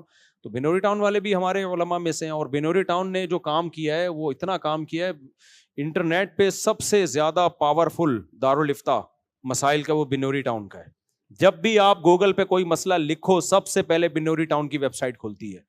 تو ہمیں تو اس سے بہت زیادہ فائدہ ہوا ہے, اس میں ریفرنسز بھی ہو جاتے ہیں. مجھے تو بہت, جامعۃ الرشید کو بہت فائدہ ہوا ہے, ہمیں بہت فائدہ ہوا ہے. علماء اس مسئلے کی تقلید تو نہیں کرتے, لیکن جہاں بنوری ٹاؤن کا مسئلہ ہو تو آگے ریفرنسز ہوتے ہیں, دلائل کہاں کہاں سے لیا ہے, تو ہمیں وہ فوراً ریفرنسز تک پہنچنا بہت آسان ہو جاتا ہے. تو اس میں تو میں لڑکوں سے کہتا ہوں یار بنوری ٹاؤن نے وہ کام کیا کہ ہمارا کام کیا کر دیا, آسان نہیں بہت زیادہ آسان کر دیا. تو بہت جاندار ویب سائٹ ہے بنوری ٹاؤن کی, گوگل پہ جو ہے ان کی, اور وہ ویڈیو کے بغیر ہی انہوں نے اتنا خاندانی کام کر کے دکھایا ہے, صحیح ہے نا, ڈیجیٹل کیمرے وغیرہ کے استعمال کے بغیر. تو سب علماء محنت کر رہے ہیں, کام کر رہے ہیں, طنز کسی پہ نہیں بنتا. آپ کو جس کی رائے پر اعتماد ہو آپ اس کی رائے پر عمل کر سکتے ہیں. باقی غسل کے فرائض رفیع بھائی نے کہا سکھا دو, وہ میرا کلپ موجود ہے, غسل وضو سب کچھ سکھایا ہوا ہے اس میں. کسی پہ غسل فرض ہو جائے تو فون کرے, دوبارہ بتا دوں گا میں. بھائی 3 فرض ہیں, منہ بھر کے کلی کرنا, ناک میں پانی, پوری جسم پہ پانی بہا دینا, یہی ہے. چلو بس بیٹا بہت تھک گیا ہوں.